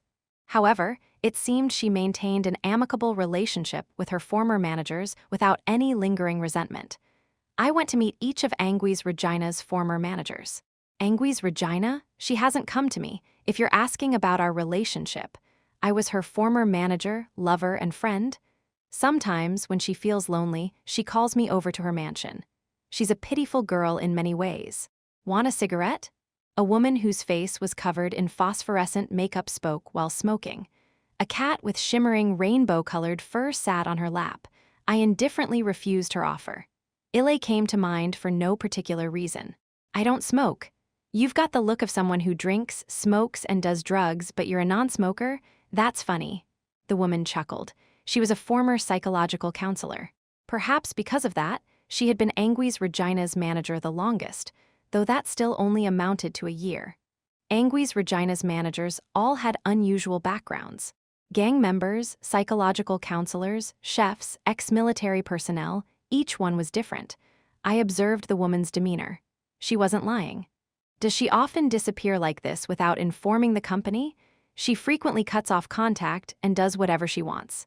Most of the time, the Equations are the ones searching for her, and occasionally, a private investigator like you shows up looking for her. By private investigator, she likely meant an Aki's Victima user hired by Jaffa. It seemed they had also been sent to track down Angui's Regina at some point. Because of work stress, if this keeps happening, she'll end up quitting and running away. That's not it. Angui's Regina isn't that immature. She takes her work seriously. She's a professional with a strong sense of duty. Her schedule is probably clear for now. Even if you don't go looking for her, she'll come back at the right time. You used to be a psychological counselor, right? You must have heard a lot about Angui's Regina's worries. The woman laughed and took a deep drag of her cigarette, her cheeks hollowing in. A moment later, smoke billowed into my face. She only forms superficial relationships and locks her deeper thoughts away in a vault. Even with people she shares a physical relationship with, she doesn't open up. The most she ever worries about out loud is what to have for dinner. You were close to her for a year. Nothing stands out to you? I'm not a psychic. How am I supposed to see through someone who never opens up? The woman snapped coldly. She had a point. I had said something foolish. Let me know if you happen to see Angui's Regina. I said as I left her home. It wasn't like I actually expected much. Most of the other managers also had a generally favorable view of Angui's Regina. Some, however, were outright hostile toward me and refused to speak. Of course, none of them were close enough to her to keep their mouths shut in the face of violence. Their relationships were, Quite literally, superficial. No one was willing to take risks to protect Angui's Regina. Bang! I kicked the bed after arriving at the home of her former military manager. Underneath it, there was women's underwear. There was a faint trace of Angui's Regina's scent on it. That might sound strange, but I was only referring to the smell of her perfume and cosmetics. Unless you have a hobby of cross-dressing, there's no reason for this to be here. The former soldier sighed at my display of force. She said she wanted to see the ocean. There's a port on the east side of Border City. Try heading that way. She left about half a day ago. Did she say anything else? Like about marriage or something? Marriage? No, never mind. Oh, but she did say this. Her childhood dream was to be an astronaut, though I remember her saying she wanted to be a doctor before. She changes her story every time we meet. After hearing that, I kept moving. Once I got back to the road, I hailed a two-wheeled taxi.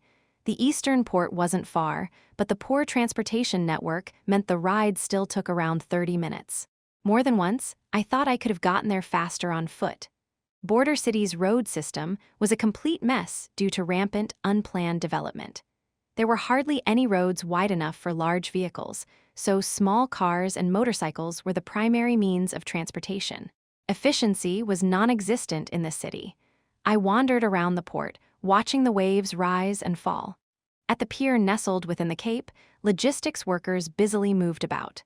The salty air carried from across the sea felt unfamiliar. The ocean, I never thought I'd see it like this. Even in the Akresha Empire, lakes were rare. The horizon was something I had only ever seen in photos and videos. It's bigger than I thought. The eastern port of Border City was massive. With the high volume of logistics traffic, it was naturally a bustling area. Based on the testimonies I've gathered, Angui's Regina is a complicated woman. If she had run off without a plan, I would have been at a loss. Border City was a metropolis. Without access to satellite imaging or surveillance systems, finding a person here would be nearly impossible. However, Angui's Regina had left behind just enough clues as she moved. Marriage, astronaut. These were the words she had spoken to two different managers she had slept with. When I put them together, a single building came to mind. I arrived at a high-rise structure built on a coastal cliff. It housed the offices of various travel agencies. Among them was one named Hunnispace. Hunnispace operated an orbital hotel beyond the atmosphere. It was a popular honeymoon destination for the wealthy. As expected of a travel agency complex, the view was stunning. That was probably why they had chosen to build it on a coastal cliff. Even from the entrance, the ocean was visible in all its vastness. If I looked from the rooftop, the scenery would be spectacular. I checked the building's layout on the lobby directory. The rooftop was a garden. On special occasions, it was also used as a banquet space. A sign indicated that wedding reservations were available. Clank, clank, I climbed the emergency stairs to the rooftop garden. Rusty and worn down, the entrance to the rooftop garden was not what I had expected. It seemed like it hadn't been properly maintained for years.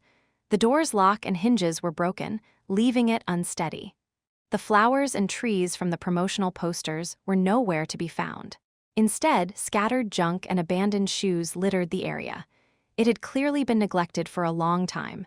Rather than a garden, the rooftop was a desolate ruin. Angui's Regina? I spoke, looking at the woman sitting on a bench. She turned to face me, her gaze shifting away from the horizon. Even with a hat and mask obscuring her face, the signs of Angui's Regina were evident. Her eyes gleamed excessively, almost unnaturally glossy. Finding me in just 2 days? That's a new record. Angui's Regina pulled down her mask as she spoke. Her skin was unnaturally pale, likely from meticulous cosmetic procedures, and her lips were a smudged, paint-like shade of pink. I'm just that good. I leaned against the doorframe. As expected, Angui's Regina had deliberately left clues behind, and she was fully aware that Jaffa had hired a new detective. You've proven your skills, so now leave. Tell Jaffa that I'll return when it's time for me to resume my activities. Jaffa told me to find you and bring you back. That's my job, nothing more. I just want some time to myself, away from the interference of a tyrannical employer. Turn a blind eye just this once, and something good will come your way later. Angui's Regina smiled seductively.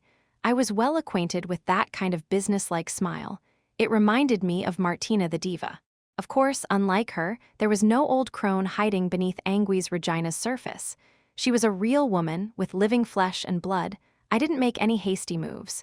She's barefoot. Angui's Regina sat on the bench with no shoes on. If she took just 2 steps forward from where she was, she'd go right over the edge. There was a safety railing, but it was only waist-high, easy enough to climb over. Looks like this place is a suicide spot. I had noticed the discarded clothes and shoes lying around earlier. Some sections of the railing were broken. Below was the coastal cliff, where the waves would swallow any body that fell. No matter how I look at it, I need to take you back now. I have a deal with Jaffa. Do you even know what Jaffa does to me? He's a monster. He abuses me. Angui's Regina's face twisted with distress. Her hands and feet trembled slightly, but I let out a dry laugh. It was all an act. That's a load of crap. Don't lie to me. This is our first time meeting. You don't even open up to the people who have been around you for years. If you were the kind of woman who could so easily confess to being abused, your managers would have noticed something by now. Besides, Jaffa hasn't forced you into anything, even after you disappeared multiple times without a word. He hasn't implanted a tracker in you either. That's the truth. As I spoke, I slipped my hands into the inner folds of my coat, crossing my arms. Swish, Angui's Regina stood up from the bench. She glanced down at the ground far below before turning her gaze back to me. You're different from the others who have come before. Listen carefully, this is between Jaffa and me. It has nothing to do with you, so if you don't want to see my corpse, get lost. I really can jump, I'm not joking. I laughed. Her radiant smile didn't match the venomous words she delivered so casually. I know you're capable of killing yourself. You once jumped off a 19-story mansion, trusting nothing but some unreliable guy to catch you. You live with the idea that, if things go wrong, it's fine to die. I get it 100 times over, 1,000 times over. I throw myself into reckless situations for the same reason. Life is just one bad thing after another, and the world is miserable, isn't it? At my words, Angui's Regina's eyes widened slightly. Her pupils shimmered excessively, as if filled with starlight. You actually get it. If you understand, then. Her voice trailed off deliberately. I narrowed my eyes and accelerated my thoughts. If I sprinted at full speed from here, could I catch Angui's Regina? It seemed possible, but I wasn't certain. If she falls off the cliff, can I save her? I had no idea how treacherous the terrain was below.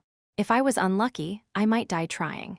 At that moment, I recalled Kinuan's advice. When you're covered in unnecessary baggage, your decision-making slows down. The more things you have to protect, the more situations you need to avoid, the more inefficient your thinking becomes. Instead of taking the fastest solution, you waste time circling around it, because this won't work, and that won't work either. There was no need to waste time circling around the fastest solution. Angui's Regina wasn't my girlfriend. She wasn't my family. She was a complete stranger. There was no reason for me to risk myself for her. Beep. My retinal display activated. Non-lethal mode, species, human, target, disable mobility. Setting the auto-tracking pistol was simple. The aiming reticle locked onto the target on its own. Click. With my hand still inside my coat, I moved my finger and pulled the trigger.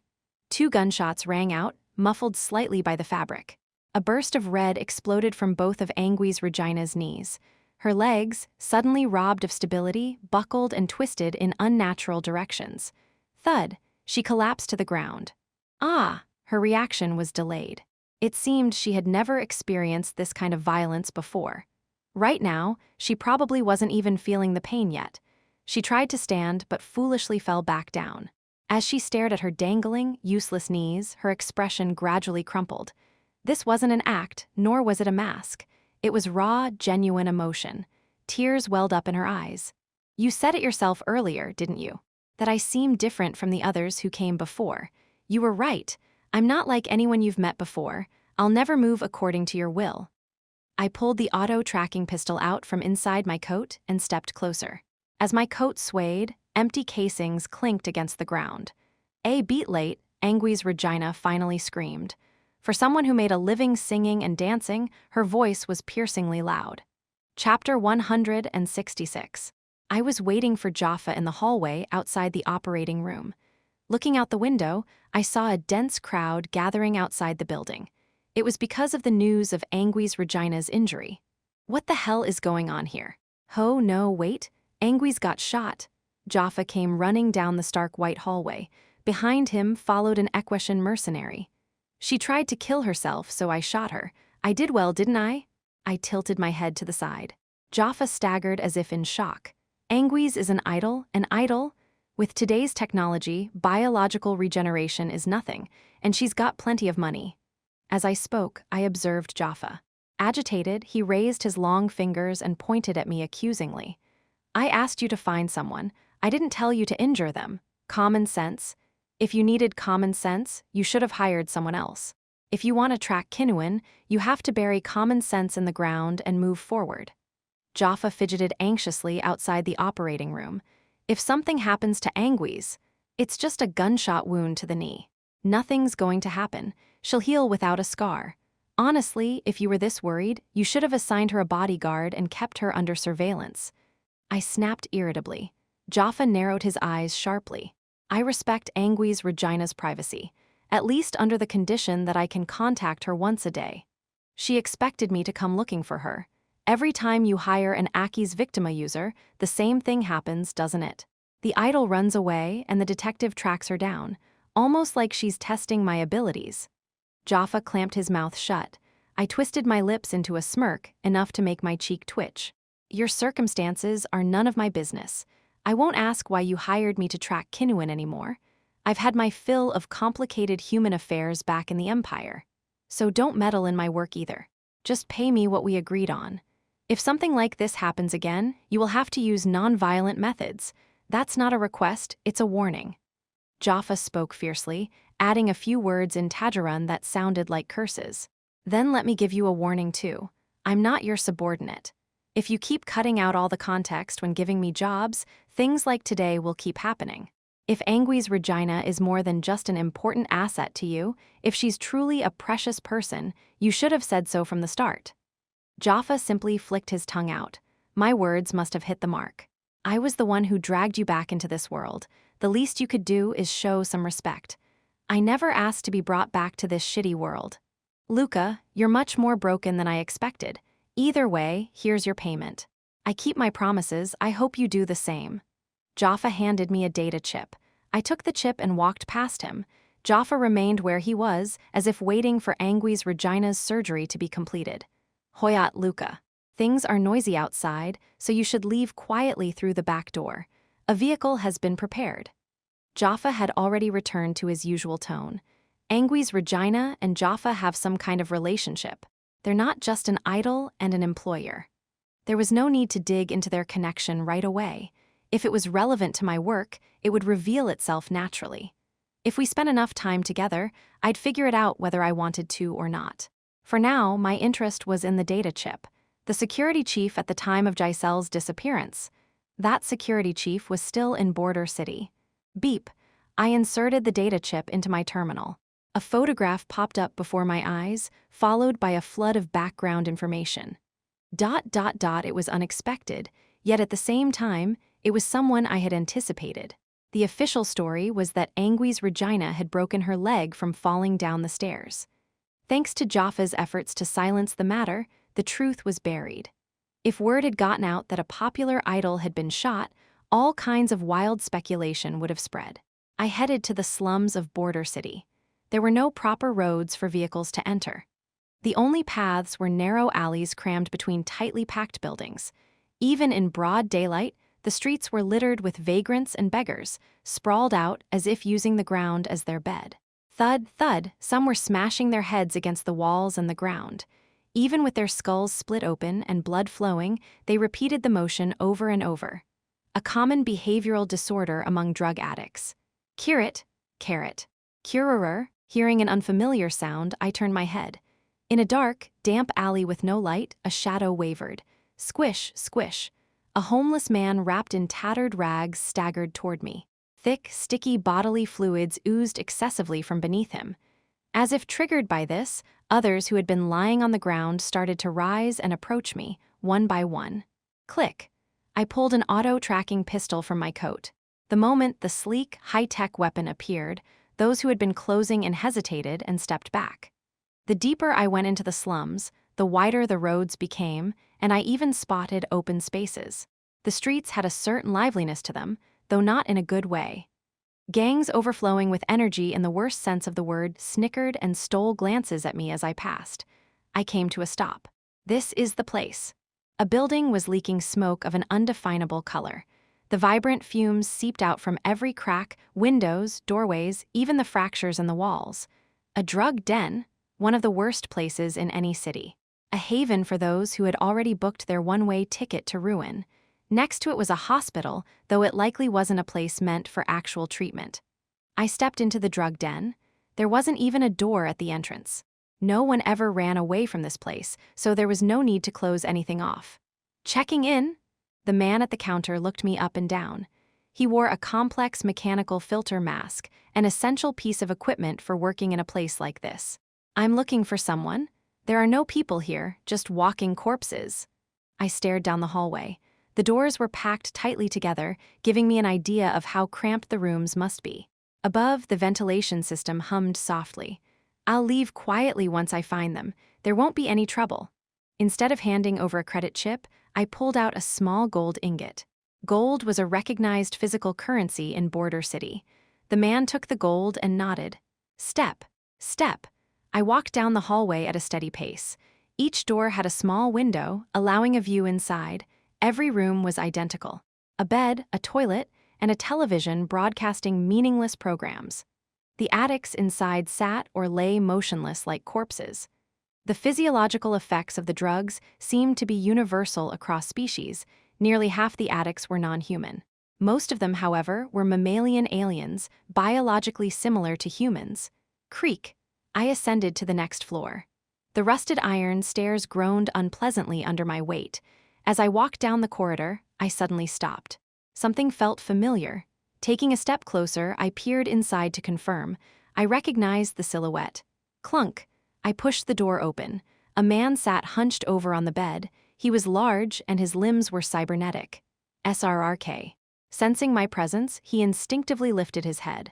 That rough, menacing face hadn't changed with time. I like snakes. I want to meet a man like a snake.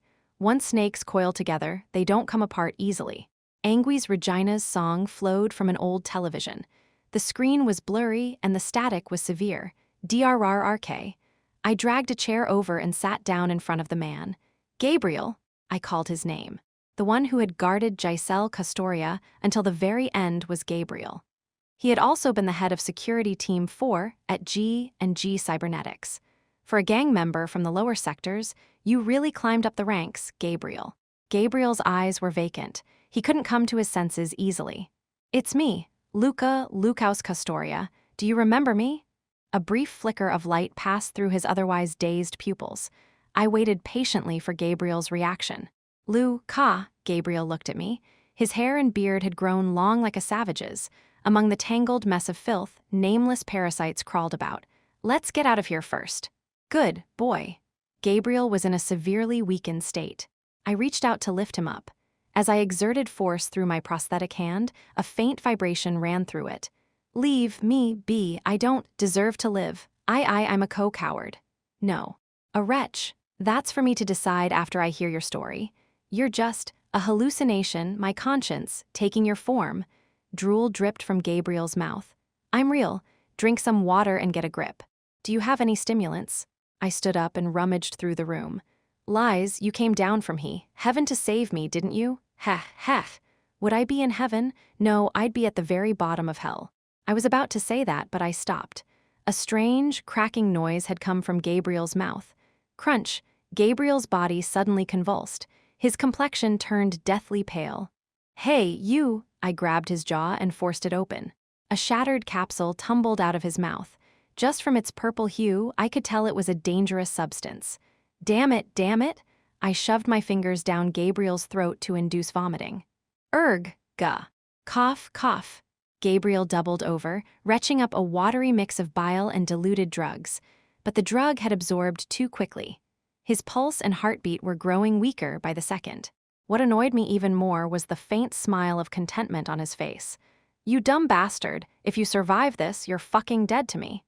I clenched my fist tightly. BZZZZZT. The circuits on the back of my hand lit up as the power output surged at an incredible speed. Lazuliminus 21 was an exceptional prosthetic. I swung my fist and smashed it into the wall. Quang. The wall exploded into countless fragments. Concrete debris scattered outward, striking pedestrians on the street. Screams erupted from the unlucky ones caught in the fallout. Next to the drug den was a hospital. It probably wasn't the kind that saved lives, but at the very least, it had medical staff and equipment. DRRRK. I hoisted Gabriel onto my back and cranked up the output of my legs. Vibrations pulsed around my feet, causing dust and pebbles to lift into the air. Thunk, I leaped straight toward the hospital building. Even though it was at least 20 meters away, the distance was no issue. Kururung. I crashed through the hospital's outer wall in a single bound. Kyug, cough, W who the hell are you? Cough, cough. Several people had been caught up in the impact, but I didn't care. I kicked and shoved aside anyone blocking my way as I moved down the hallway. I checked the signs and headed straight for the operating room. Inside, 4 medical personnel were dissecting a lump of flesh. Whether it was a corpse or a living person, I couldn't tell. A quick glance at the operating table revealed an empty abdominal cavity. Beside it, freshly removed organs were steaming. As expected, they weren't here to practice medicine. Calling them medical staff felt questionable, but I had no better word for them at the moment. Bang! I yanked an empty operating table toward me and laid Gabriel on it. Save this man. He inhaled a purple drug at a drug den, and his vitals are rapidly deteriorating. I explained the situation. The eldest of the so-called medical staff stepped forward hesitantly. W8, this place is not for. I raised my auto-tracking pistol and aimed it at his head. If you fail to save him, all of you die here. Not that you'd have much to complain about. I doubt any of you are the type who can proudly tell your kids what you do for a living. You don't seem to understand what you're doing right now. The elder tried to argue. He was probably the most medically knowledgeable among them. I pulled the trigger, aiming at the youngest-looking man in the group. Bang! Blood streamed down his face from the bullet hole in his forehead. He staggered for a moment before collapsing lifelessly. Go ahead, try telling me you can't do it again. You'll all drop dead one by one. I warned them as I kicked the door leading to the hallway. Bang! The door flew off its hinges, crashing against the wall and crumpling. I slowly closed my eyes and activated my auditory vision for a moment. Clank, clank, armed gang members were coming up the stairs. The facility's so-called security. They pressed their bodies against the corners of the walls, loading their firearms. Who? I exhaled a long breath as I opened my eyes. My lips kept twitching. Yeah, I knew it. I was frustrated. This half-baked violence hadn't satisfied my cravings. I was a broken human. Fighting and violence, they were as fundamental to me as eating or lust. No, they were even harder to suppress.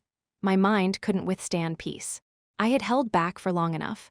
Chapter 167. I must have felt some aversion to killing at first, but I had forgotten when that feeling had disappeared. The moment I recognized someone as an enemy, I could kill them without hesitation. Was it due to my innate aggression, or was it the training and enhancement procedures from my cadet days? I already knew the answer. It was both.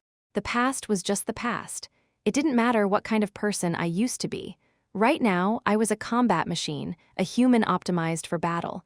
If I took one more step forward from here, I would truly become a machine. Tang.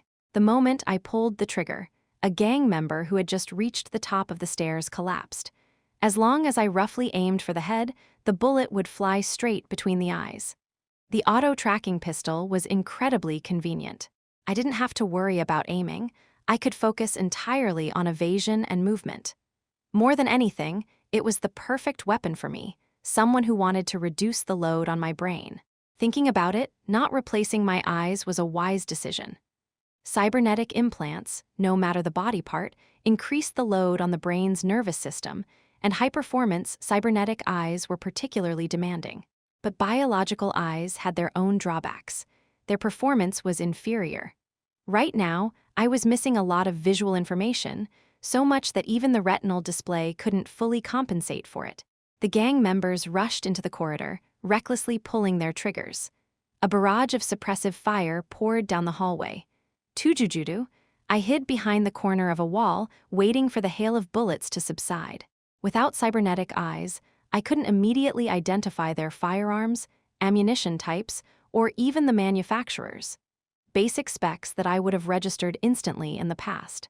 With less visual information, it was like the resolution of the world had dropped.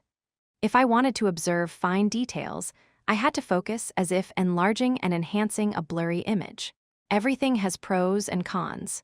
With less visual data to process, my brain's endurance had improved. Even in this heightened state, with combat hormones accelerating my cognitive functions, my head felt lighter than before. Creak. I cautiously extended my pistol around the corner and waited. The gun's built-in auto-tracking system identified targets and calculated trajectories. Beep. A ready indicator appeared on my retinal display. The pistol's barrel adjusted minutely, refining its aim. Bang, bang, I lightly squeezed the trigger twice. The auto-tracking pistol's specialized rounds had tail fins, allowing them to curve in midair. The bullets traced an elegant arc before burying themselves in the gang members' skulls. By now, they must have realized what kind of weapon I was using. Shit, what the hell? Auto-tracking. What kind of fucking bullshit is this? The remaining gang members were flustered. An auto-tracking pistol was an extremely expensive piece of electronic equipment, a luxury item that only the wealthy could afford. Its bullet speed is slow, and aiming takes too long. Considering its price, it had too many fatal flaws. It was useless against superhumans with enhanced reflexes. After confirming my weapon, the gang members took cover below the stairs, refusing to come up as they chattered among themselves. Hey, forget about what's happening outside and focus on the treatment. I shouted toward the back of the operating room. Damn it, Gabriel. What kind of bullshit did you pull to make me go through this? Just thinking about Gabriel pissed me off. I wanted to wake him up right now and slap him across the face. Call the cleaner, they'll take care of it. The word cleaner came up in their conversation. Whoever was coming, I had to hold this position until Gabriel's treatment was complete. A tense standoff continued.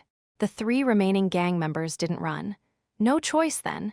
If reinforcements pile up, things could get complicated. I should thin their numbers now. I broke cover and advanced. Bzzzzz. I expanded my sensory range, perceiving my surroundings as if drawing a circle around me. As my thought speed increased and my perception deepened, time stretched like thick, sticky honey. The gang members screamed as I approached, their voices dragging sluggishly in my ears. They blindly extended their arms and fired. SRRK. I observed their arms and the angles of their gun barrels, predicting the trajectories.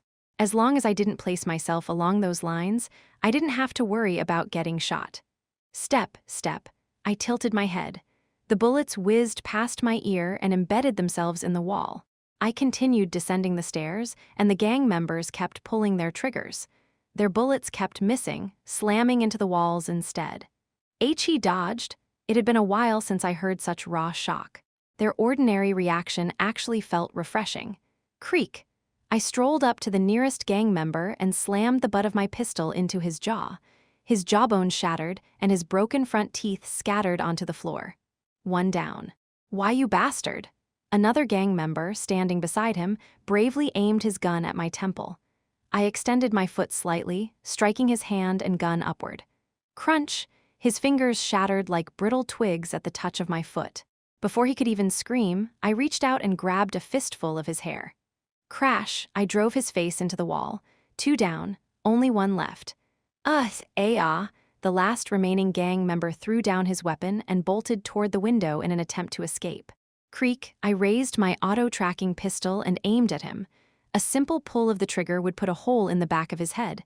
SRRK, but I lowered the gun without firing. This wasn't the kind of fight I wanted. Dull. They weren't enough to satisfy me. It sounded insane, but I needed an opponent strong enough to put my life in danger. My body, which had just begun to heat up, ached with unfulfilled desire. This was maddening. The more I experienced these weak provocations, the more intense my craving became. It felt like the threads in my mind were tangling together. I had the urge to put a single bullet into a revolver, press it to my head, and pull the trigger. I recalled the days when I walked the blade's edge with my heart exposed. The brutal missions that the Empire and the Imperial Guard had once given me, I missed them. Enough of these insane thoughts. I could control myself. Step. I turned and climbed the stairs. I needed to check on Gabriel's condition in the operating room. Sha. A sudden ringing, like the whisper of a dawn breeze, spread through my ears. A chill ran down my spine. Ha! I let out a short, breathy laugh. Aki's victim's intuition was warning me. The sensation was so familiar that it almost brought tears to my eyes.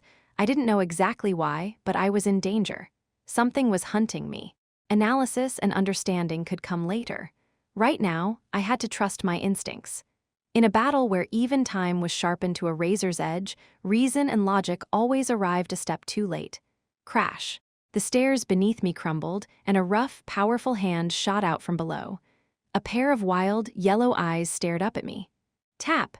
Before the stairs fully collapsed, I leaped up, pressing my foot against the ceiling. Before gravity could drag me down, I drove my fingers into the surface to anchor myself in place. Hanging from the ceiling, I looked down. Between the shattered floor and broken stairs, I caught sight of my attacker. This must be the cleaner the gang members had mentioned. An alien species.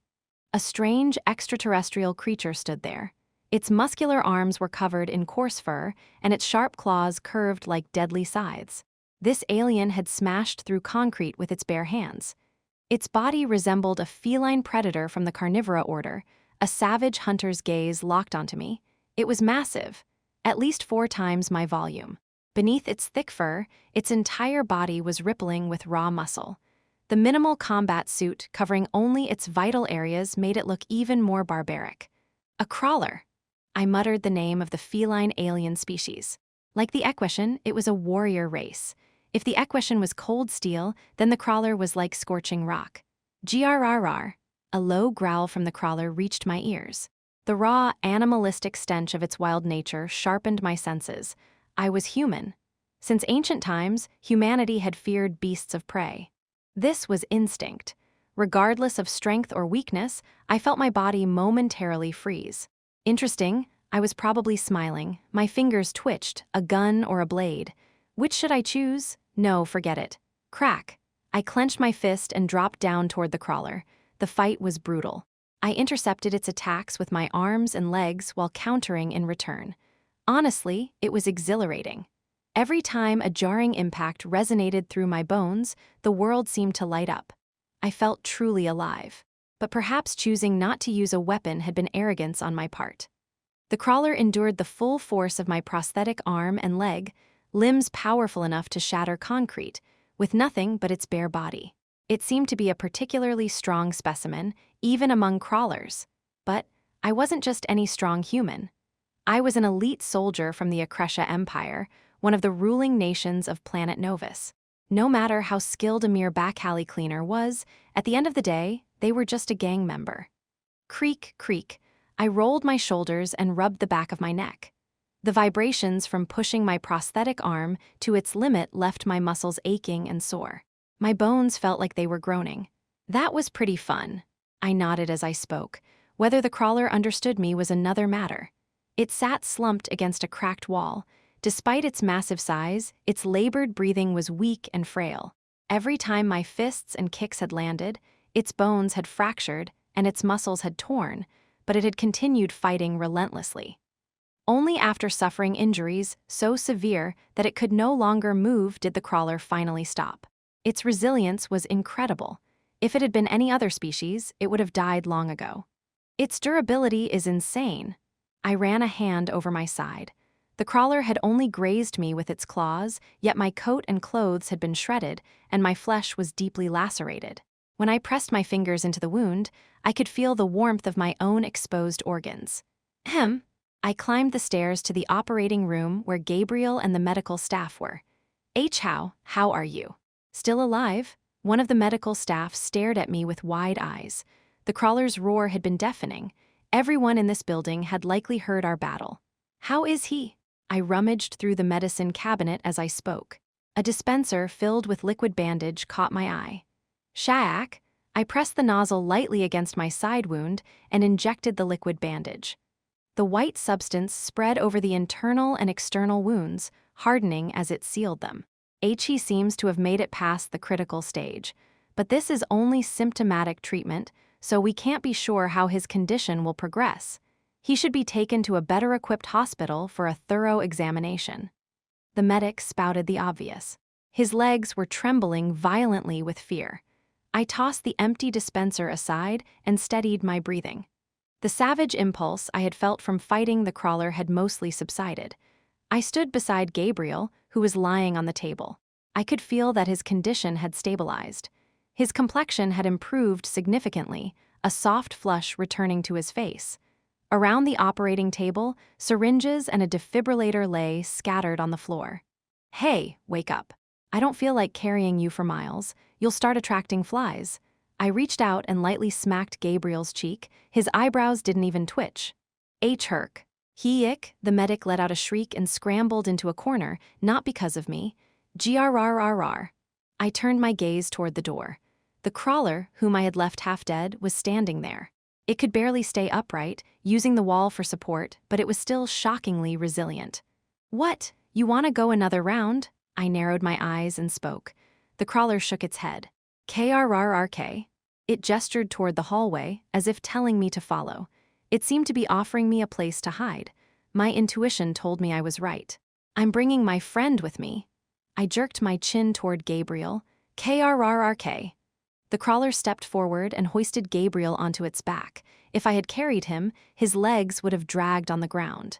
But when the crawler carried him, the sight was surprisingly natural. As we stepped outside the hospital, 2 gang members who had arrived as reinforcements peeked at us from behind cover. "Krrrk," the crawler openly displayed hostility toward them. The gang members panicked and pointed accusing fingers at it. "Why, you're a cleaner. A damn cleaner dares." They spewed curses but didn't dare attack. The crawler in front of me had endured my blows. There was no way an ordinary firearm could stop it. "There are injured comrades inside. Even in the backstreets, you take care of your own, don't you?" I pointed toward the hospital building, giving them an excuse to avoid a fight.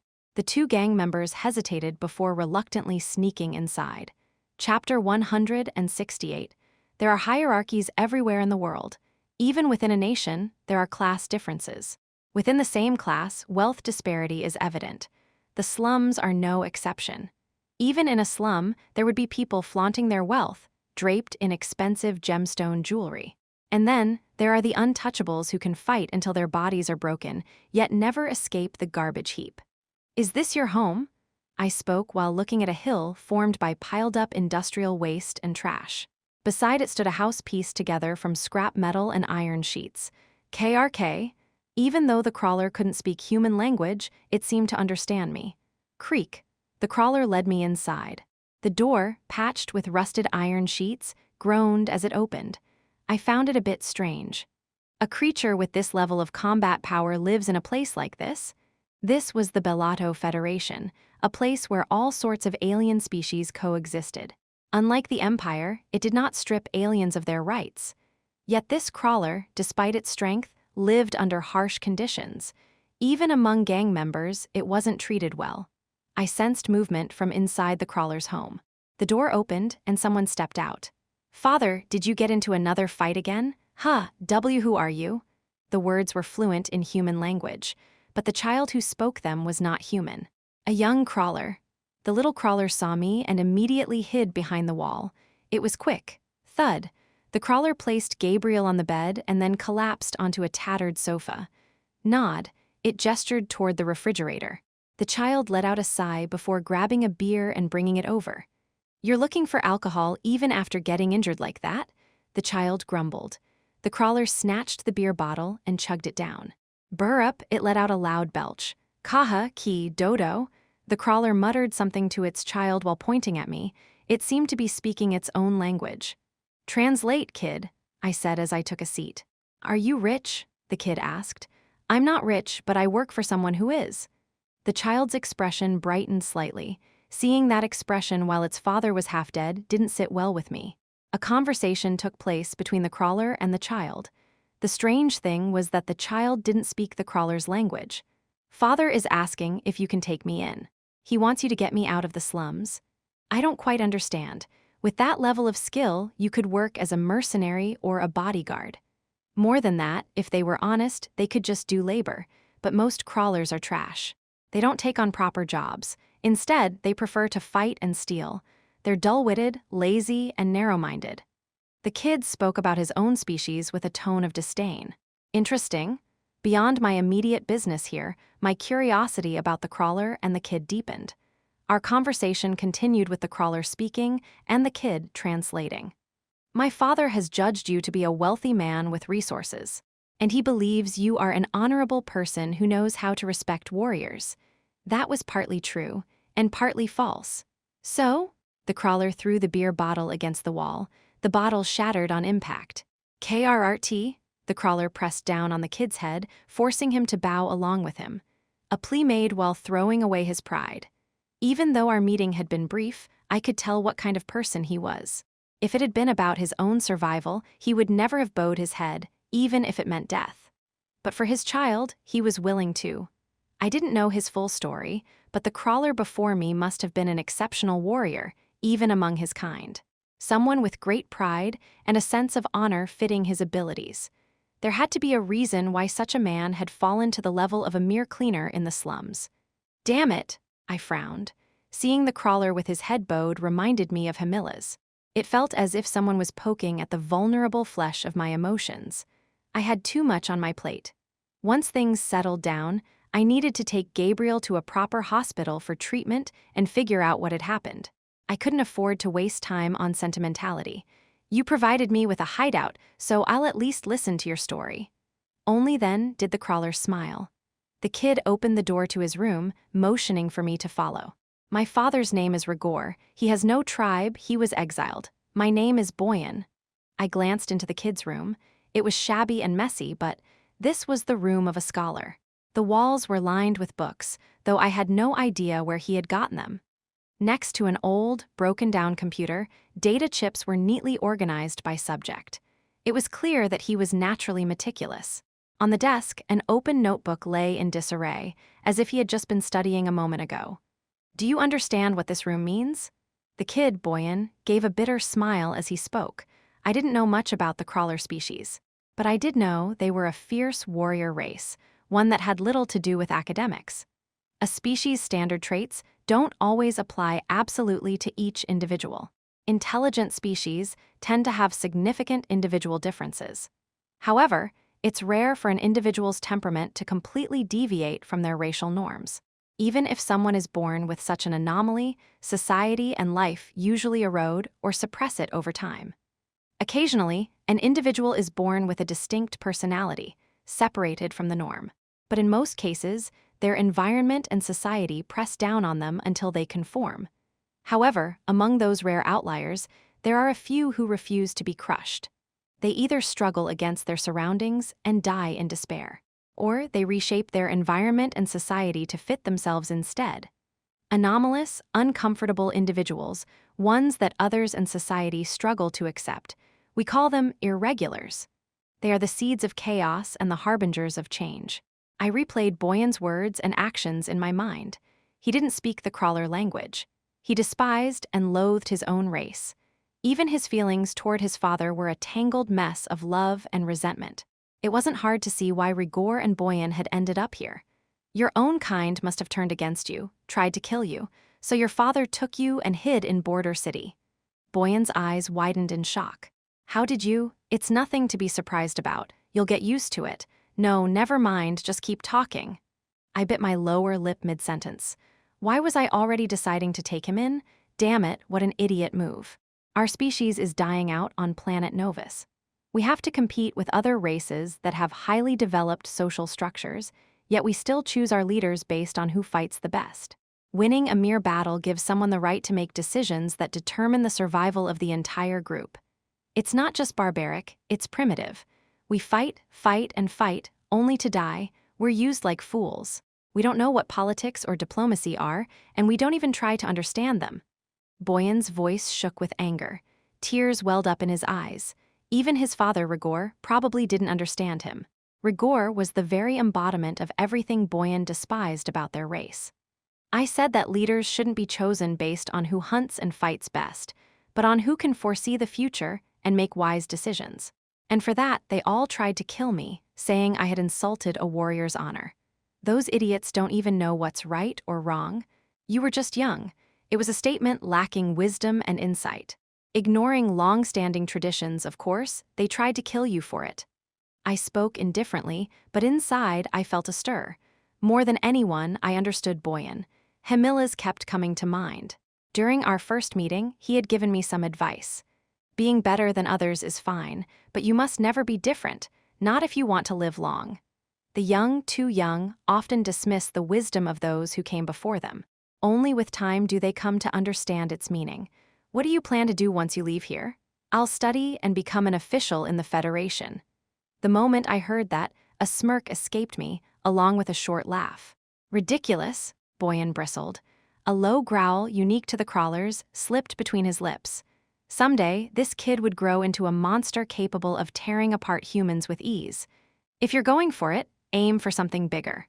A politician, or better yet, what was it again? Ah, right, the president. You should at least aim for president. Probably impossible, but give it your best shot. I chuckled. The Bellato Federation was, at its core, still a human nation.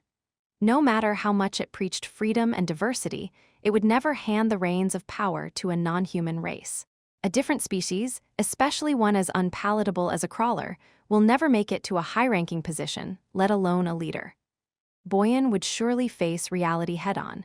He would crash against it, break, and be shattered time and time again. His life would be anything but happy. And yet, I wanted to help him. If he had the courage to choose a life of hardship, then he deserved a chance. Damn it, this is where I end up again. The moment I saw Boyan's room, I knew this would happen. I had a few psychological weaknesses. This was one of them. I couldn't turn my back on those who chose to fight the world alone. Pack your things, I said as I stepped out of the room. Kaha, Rigor let out a hearty laugh, chugging down another beer. He must have heard our entire conversation. I'm taking your son with me. As for you, I could also hire. Before I could even finish my sentence, Rigor shook his head. He tapped his chest twice. Once my father gets rid of the burden that is me, he'll leave Border City immediately. He was never suited for civilization or city life in the first place. Boyan spoke from inside the room. I checked Gabriel's condition while waiting for Boyan. Thud. In the meantime, Rigor swung his fist, slamming it into the wall. The patched-up metal dented and cracked, revealing a small box hidden inside. Click. When I opened the box, gold coins and gemstones glittered inside. I didn't refuse them. Rejecting the gift would be an insult to Rigor. I'll accept the gesture. Boyan soon came out of his room. His luggage was modest, almost embarrassingly so, considering the sheer number of books he had.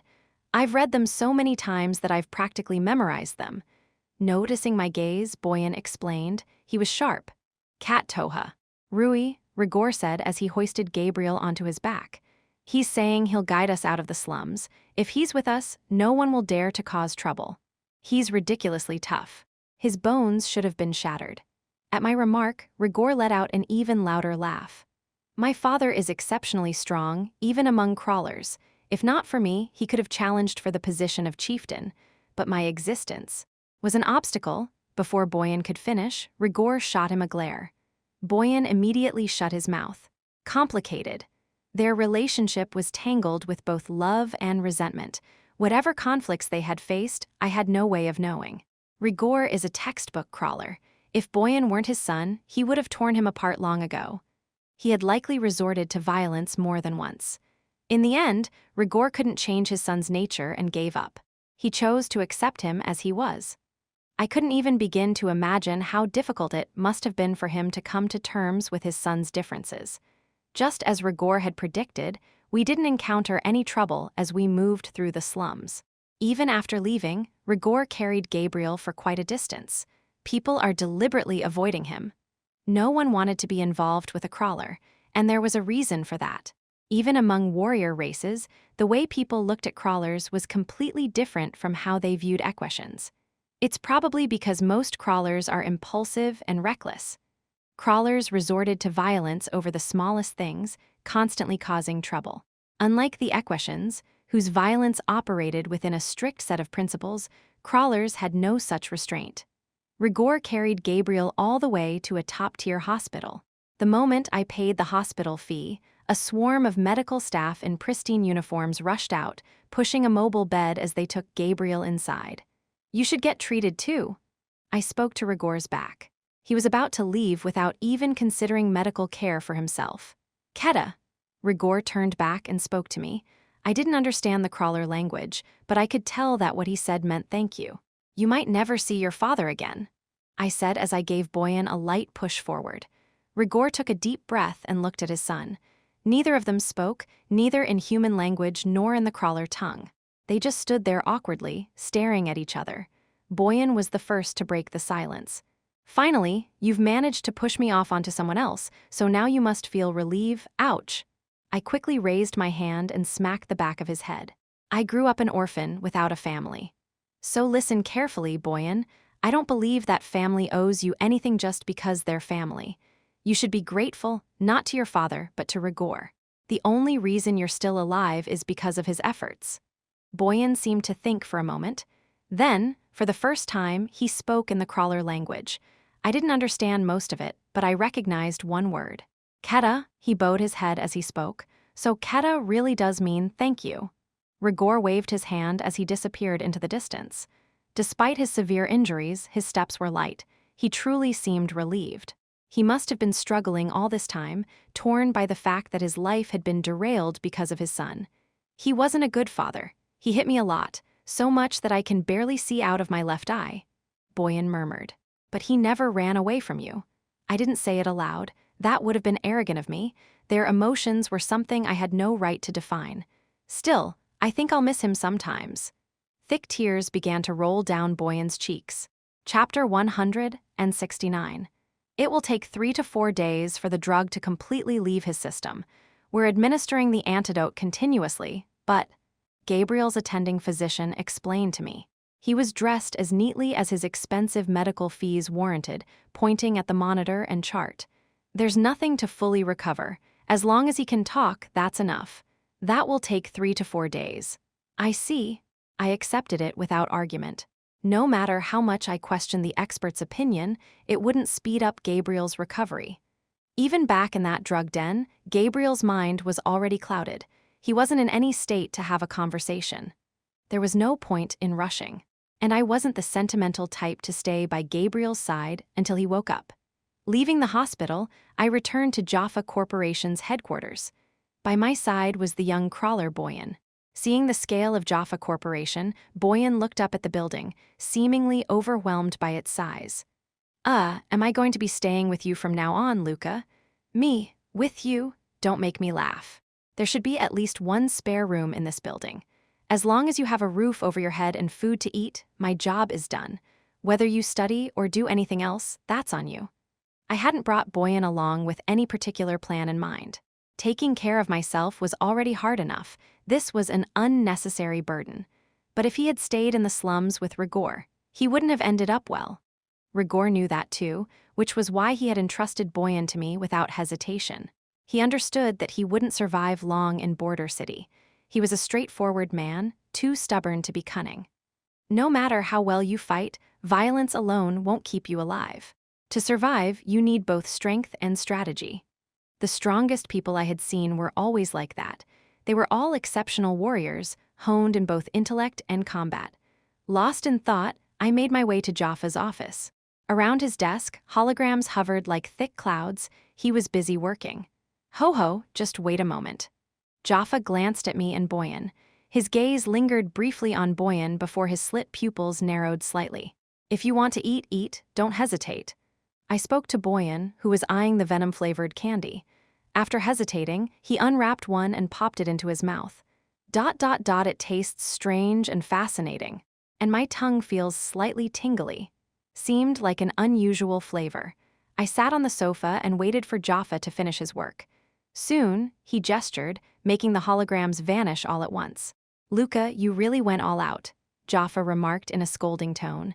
"I had no choice. I had to save lives first. It would be wise not to accumulate too much karma. I know you're an exceptional soldier, Luka, but you're not the strongest warrior. Violence accumulates karma, and in the end, it leads to destruction. At the very least, try to build up only as much as you can handle until you find Kinuan. After that, it's none of my concern. Ho-ho, and?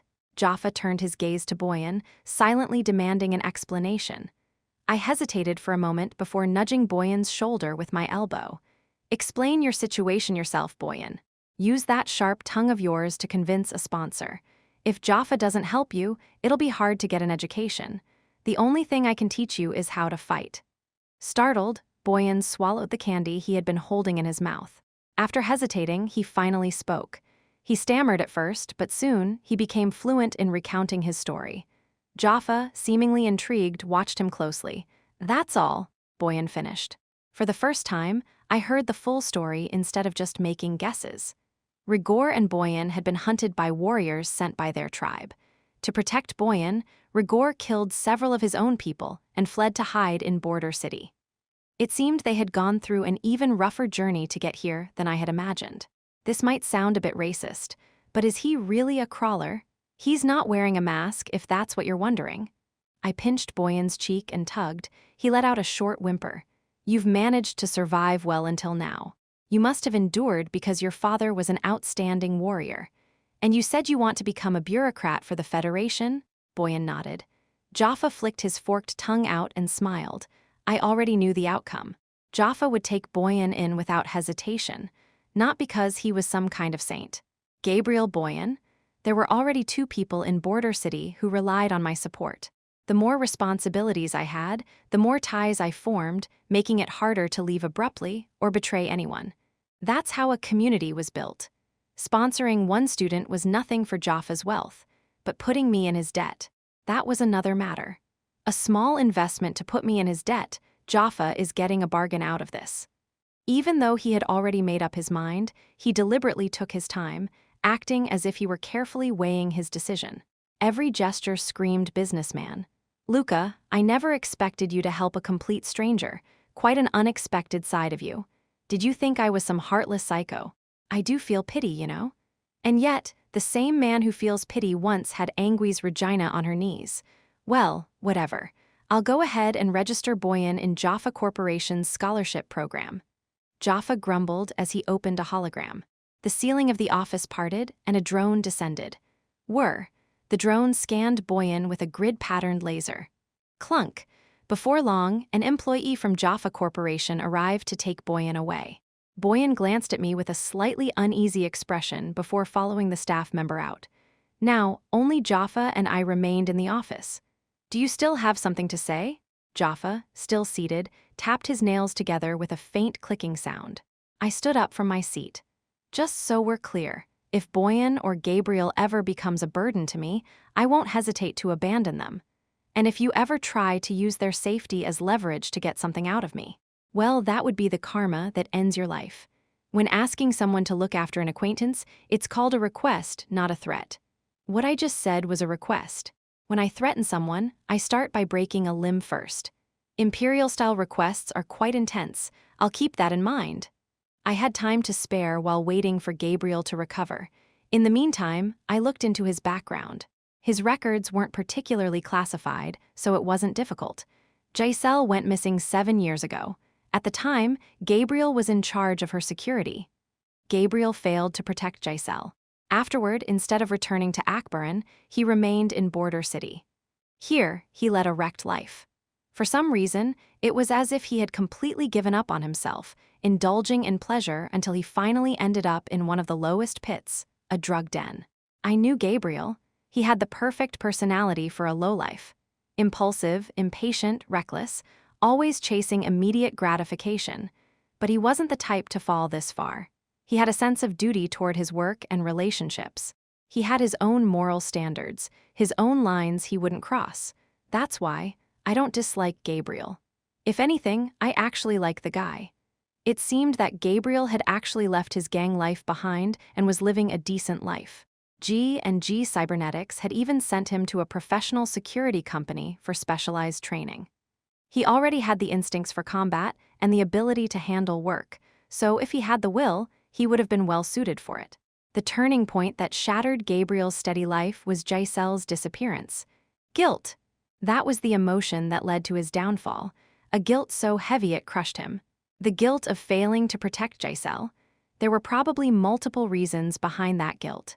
One of them was likely loyalty to me, because that's the kind of person Gabriel was. Beep. I pressed my fingers firmly against my brow, then turned off the floating hologram by tapping the table. As the hologram vanished, the room darkened. The void is merciless. I couldn't even begin to imagine what had happened in those 12 years. My time in Akbaran, getting to know people, had barely lasted 4 years. 3 times that span. I had no idea what kind of lives they had lived in all that time. I sat quietly in the dark, letting my thoughts sink deeper. Like a slow, heavy movement from the depths of the abyss, I allowed myself to be dragged down, heavy and somber, to the very bottom. There were no sparks flickering in my consciousness. Not even embers remained, only a cold, endless darkness. I was awake and alive, yet I felt like a dead man. They say life and death are 2 sides of the same coin, but right now, even that boundary was non-existent to me. It wouldn't be so bad to die like this. The thought surfaced countless times. It wasn't cynicism, just sheer exhaustion. This wasn't right. Remember the past. The person I used to be, never able to stay still for even a moment. Constantly changing, always moving forward. Maybe I burned too much of myself back then. That, too, was a defeatist thought. Even as I remained wary of my own lethargy, it was hard to suppress the melancholy that seeped in. Click, click, I heard footsteps beyond the door. Someone was approaching my room. Judging by the sound, it wasn't Jaffa or En, not Lappies and certainly not Boyan. Hiss, the door opened. I hadn't bothered locking it, but the visit was still rude.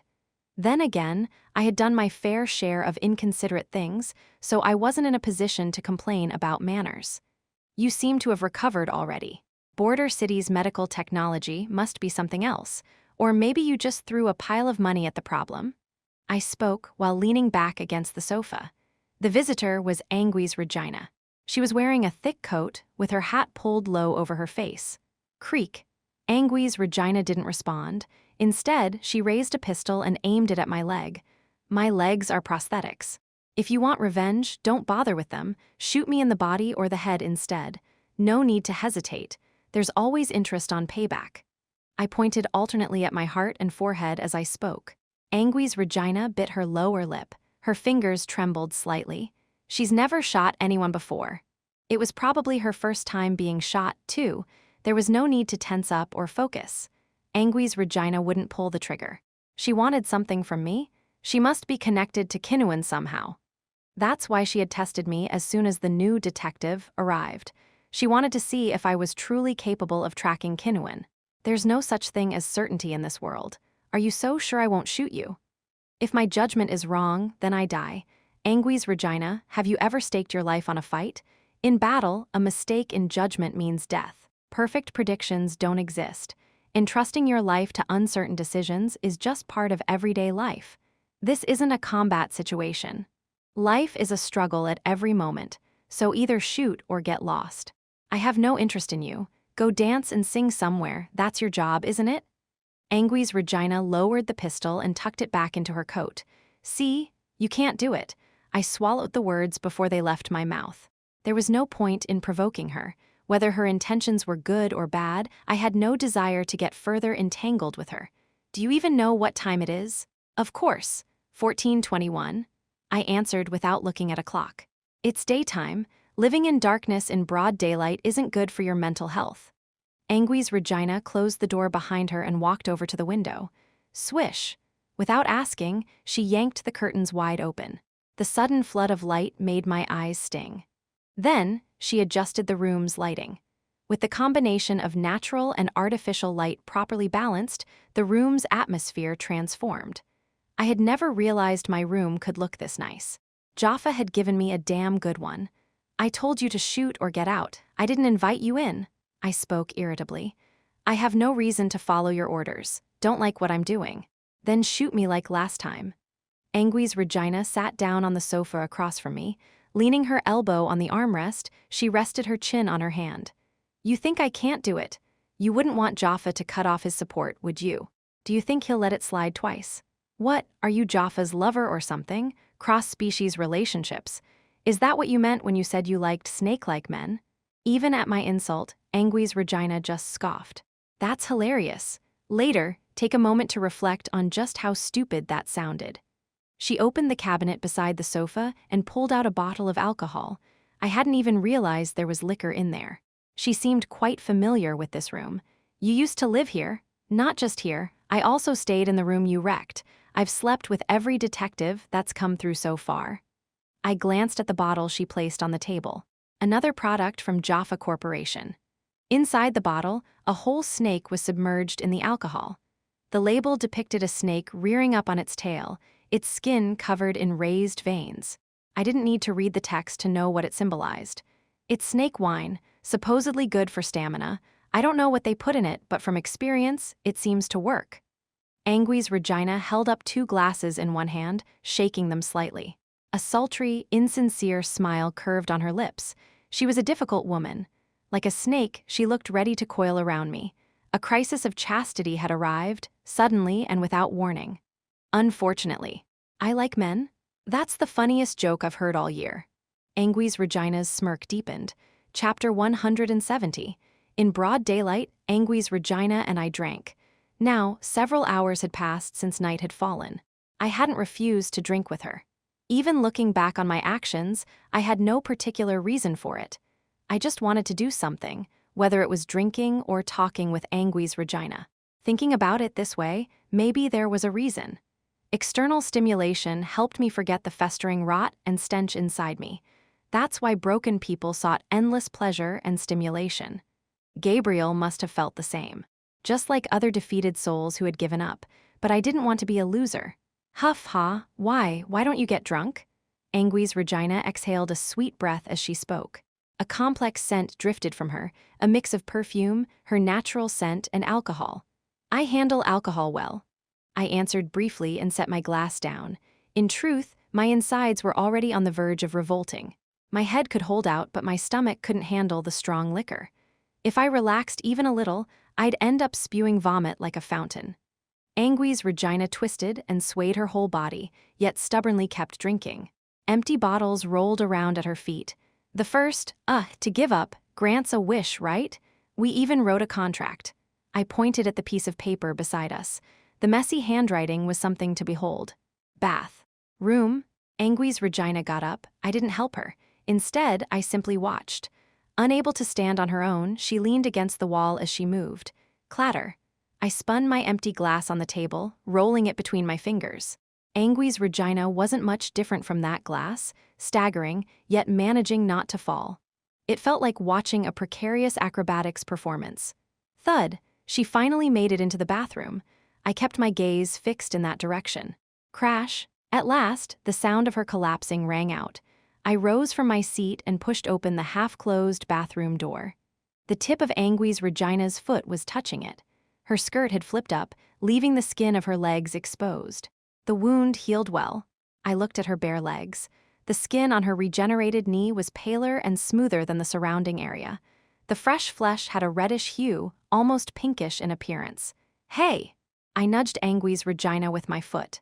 She let out a faint groan and shifted slightly. What? Holding the shower head, I dragged out the end of my sentence.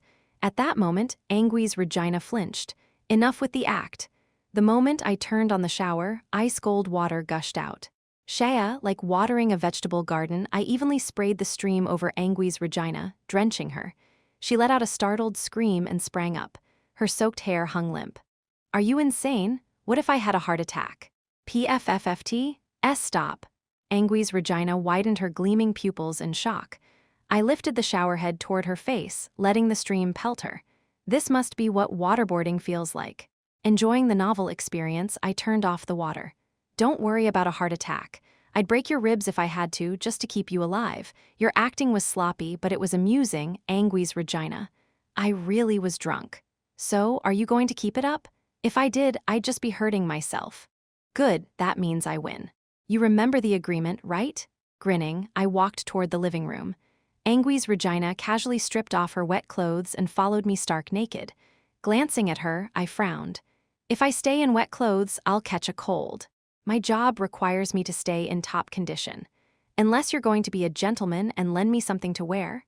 I am a gentleman, but I'm a gentleman with only one set of clothes, so that's not an option. Just stay naked. I scoffed, and for the first time, Angui's Regina, who had been so confident, blushed.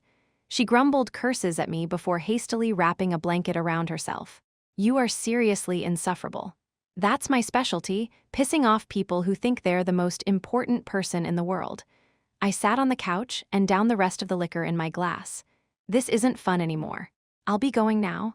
Just because it's not fun doesn't mean the deal disappears. You owe the winner a wish. I waved the agreement in the air. Say it like a man. Angui's Regina let the blanket drape slightly off her body. She knew by now that such tricks wouldn't work on me.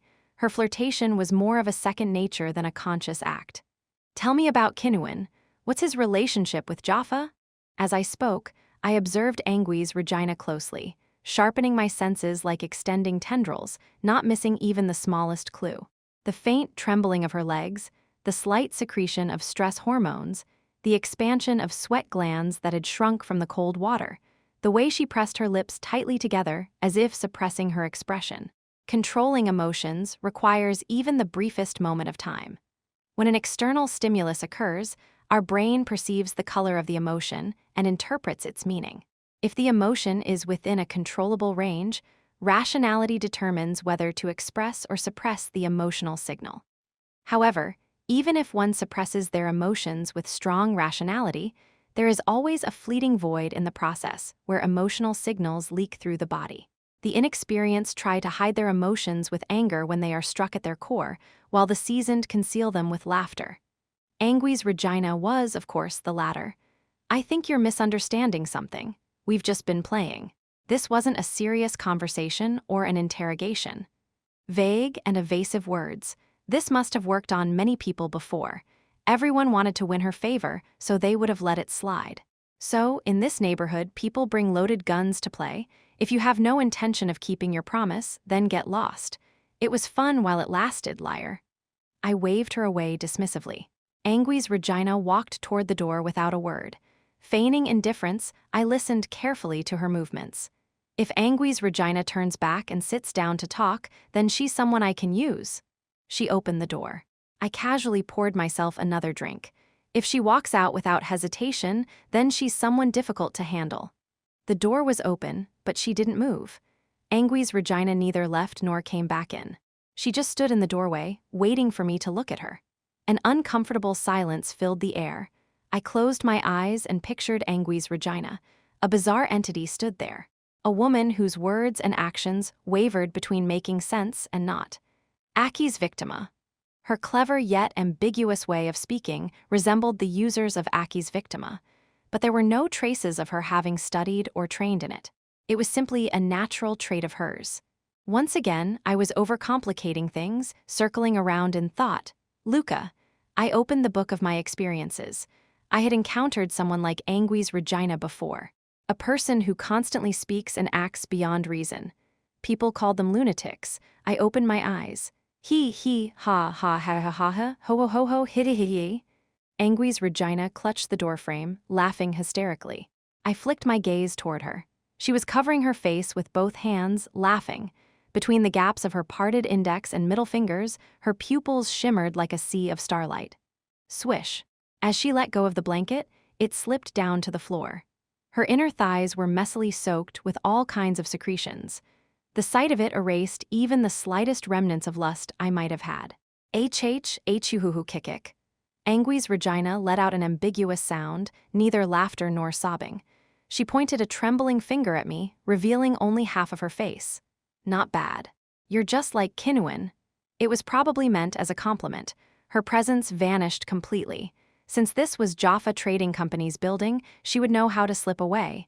This meeting had been fruitful. I had seen a side of Angui's Regina that even her own managers hadn't. Her obsession with Kinuan. That was the common ground between Jaffa and Angui's Regina. I was the only tracker capable of finding Kinuan. With that premise, the advantage was mine. My entire body ached from the intense exchange with Angui's Regina. A hangover tore through me. Alcohol was the worst. I couldn't understand why someone like Hamilas enjoyed drinking so much. Beep, beep, my terminal rang. I glanced outside. It was still the dead of night, long before sunrise. I had barely slept 3 hours. My body needed more rest, at least 4 more hours of deep sleep. But my terminal refused to let me. Beep, beep. My eyes felt too dry to use my retinal display, so I just grabbed the device. A hospital? The call was from the hospital where Gabriel had been admitted. A bad feeling washed over me. Not that it was anything new. Sudden calls like this were never good news. I moved only my pupils to read the message. Gabriel had escaped from the hospital. His recovery had been much faster than expected. God damn it! Clarity slammed into me, wiping away my hangover in an instant. My brain, recognizing an emergency, forcefully jolted my nervous system awake, and my thoughts started racing. Should I ask Jaffa for help? Jaffa had plenty of people at his disposal. If I put them on the streets, finding Gabriel would be much easier. But owing him more favors, that doesn't sit well with me. The moment I had that thought, I couldn't help but laugh. I was getting complacent. If Kinuan or Hemilas had heard what I was thinking just now, they would have laughed their asses off. Did I really have the luxury to hesitate? I had to use everything I could, wring every resource dry. Whether I could repay my debts or not, that was a problem for later. If I couldn't pay it back, what was I supposed to do if I simply wasn't capable? It was Jaffa's mistake for misjudging my abilities. I attempted to contact Jaffa. Soon, his sunken voice came through. Gabriel ran away from the hospital. Send people to find him. Huh, me? Why? His voice was slightly excited. It was time to use my trump card. Anyone who understood me even a little would know there was one thing they desperately wanted to hear from me. Words someone like me would never say easily. A single phrase that felt like a weight lifting off their chest the moment they heard it, which was why I didn't use it carelessly. If I overused it, it would lose its power. Please, Jaffa. Laughter came through the comms. I could even hear the way he rolled his tongue. Hi-oh-ho-ho. Luka, you're quite the strategist. Just as an evildoer's rare good deed shines all the more, a request from someone like you is even sweeter. A request that one must swallow, even knowing it's poison. Jaffa understood my intentions but accepted anyway. Yeah, it was time to admit it. Jaffa wasn't someone I could deceive and use. He saw through my intentions with ease. Only honest dealings worked with Jaffa. I shook my disheveled hair and gathered my gear. Not that I had much, just a tattered coat, an auto-tracking pistol, and a firelight saber I had never drawn before. I headed for the elevator. There should be a vehicle waiting downstairs. Not down, go up, Luka. Jaffa's voice spread from the communicator at the back of my neck. Seemed he was lending me an air vehicle. During my time in Border City, I hadn't seen many air vehicles. Even the upper class here rarely used them as a primary means of transportation. The reason was simple. Since Border City wasn't a planned city, there were virtually no public airfields for them to land. Privately owned air vehicles in Border City had limited use. At most, they were only used by businessmen or the wealthy who had their own personal airstrips. Enough rambling, I quickly reached the rooftop. 10 air vehicles were in sight, and one of them had its engine running. It was a sleek, 4-seater air vehicle, about half the size of the standard 6-seater xperrif model. It wasn't tall enough for a person to stand in, you had to sit. Get in, you dumb human. As the door opened, the mechanical voice of a translator came through. In the pilot's seat, the Equestrian mercenary sat, wearing a combat helmet. If you came to work, then get moving, knight. I got in the back and gave the front seat a few light kicks. Chapter 171. I looked down at the city from the hovering aerial vehicle. The night view of Border City was so bright that the darkness of night seemed meaningless, with pillars of light shooting up brilliantly. A city like an old junk box hastily thrown together. Border City had no sense of order. Standards and styles were all over the place. Even the roads varied wildly in width, often narrowing unpredictably and blocking passage for no apparent reason. It was a city where common-sense expectations like, of course, it would be like this, simply didn't apply. Everywhere was filled with unfamiliar and alien elements, and variables lurked at every corner. Those who couldn't adapt to the ever-changing environment were weeded out. Adapt to the environment. I looked down before closing my eyes. I had to empty my mind of the common sense that bound me and accept the city as it was. If I got caught up in conceptual standards and failed to keep up with reality, I would be left behind. Reality was always more complex and dynamic than our expectations. Inflexible thinking would shatter when faced with an unimaginably unpredictable world. Reality was an absurd lottery box filled with irrational events. Some people could reach into it just once and pull out an overwhelming fortune beyond belief, while others could reach in 10 times and only grasp suffering. An absurd reality. The world we live in doesn't always reward relentless effort with fairness. Results often betray expectations, and hard work frequently seems to vanish into nothing. To live in this world means to endure that absurdity without despair, and to reach into the lottery box one more time.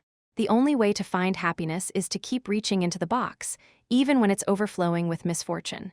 Because that's all we can do. Draw, and draw again. Most of the time, it will be misfortune, but once in a while, we might pull out happiness. I got word that Gabriel has been found. West Border City. N spun the aerial vehicle sharply as he spoke. You found him already? Jaffa's business operations are spread all across Border City. They all run 24/7. If someone stands out, they're easy to find. And he did stand out. A man with mechanical limbs, a massive build, rough-looking and ugly. The aerial vehicle flew low, weaving through the buildings. Vitting, with an elegant turn, the aerial vehicle hovered over a 5-story building. There was no landing pad. Get down. N pressed a control panel and opened the vehicle's door. The night wind howled fiercely. So this is how we're doing it, I muttered, curious about how we were supposed to get down. I grabbed the doorframe and looked down. N was also preparing to descend. Just checking, but you don't need a rope or anything, do you? As if. I jumped down first. I had excellent marks in adaptive 3-dimensional maneuvering. It was a highly useful skill in environments with irregular obstacles, such as urban areas, forests, and situations like this, free-fall drops. Instantly, I assessed the tangled network of structures and equipment and found the optimal route. Screech, thud, I scraped my fingertips against a utility pole to slow my descent and landed smoothly. Boom, N landed far more heavily. As massive as he was, his impact was just as loud and weighty. Even his combat suit shook from the force. Clatter. We stepped into Jaffa Pizza number 12, located on the first floor of the building. Inside, it was a complete mess, with not a single chair or table in its proper place. Damn it, why are you so late? The bastard already ran off. A human man wearing a store manager's cap stepped out and complained to N. It seemed that guarding business establishments was one of Jaffa Corporation's mercenary services. Where did he go? That snake bastard scarfed down 3 whole pizzas, and he downed 5 glasses of snake enzyme beer. HMPH, the guy knows how to eat. So let me ask again, where did he go? He looked like the type to eat and run, so I planted a tracker in his pizza. The store manager went inside, retrieved a chip, and tossed it to N. When N inserted it into his terminal, a tracking direction appeared. You'll be getting promoted soon. Get ready to head to headquarters. N said that as he walked out of the store. We sprinted through the streets, following Gabriel's trail. Since he had just woken up in the hospital, his movements were sluggish, and he hadn't gotten far. Before long, we spotted the back of Gabriel's head. Click.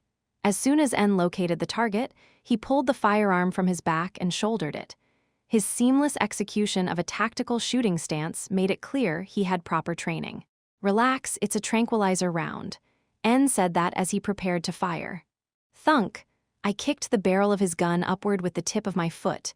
N, to his credit, refrained from pulling the trigger and looked at me. What the hell are you doing? There's no need for rough methods, we just need to go and talk. The same guy who shot out Angui's Regina's knee is saying that. She's not someone I know. Fair point, but Gabriel isn't my friend or employer either. Whether he gets hurt or not isn't my concern. If you're thinking of fighting me, go ahead and try. I'll crush that arm before you even pull the trigger. N's combat helmet's visor narrowed. The target is escaping while you're busy talking. He spotted us, just as N said, or more precisely, just as Gabriel recognized me, he took off in a hurry. Gabriel slipped out of the narrow alley and rushed onto the main street. He pushed his way through the crowd. Though he was large, his size was still within human limits. Among alien species, plenty of individuals were Gabriel's size, so he blended into the crowd. I'll go up top. If it looks like you're losing him, I'll shoot.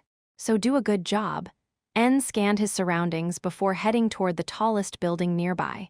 Despite it being close to dawn, the streets were packed.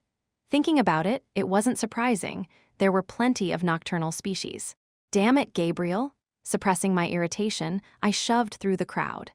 Gabriel, with that massive frame of his, was already ahead, breaking free from the crowd and sprinting away. Should I just shoot him? My fingers were already itching. All right, I see a path. As soon as I recognized my surroundings, a route formed in my mind. Thanks to adaptive three-dimensional maneuvering, I instinctively visualized the best way to close the gap in one swift move.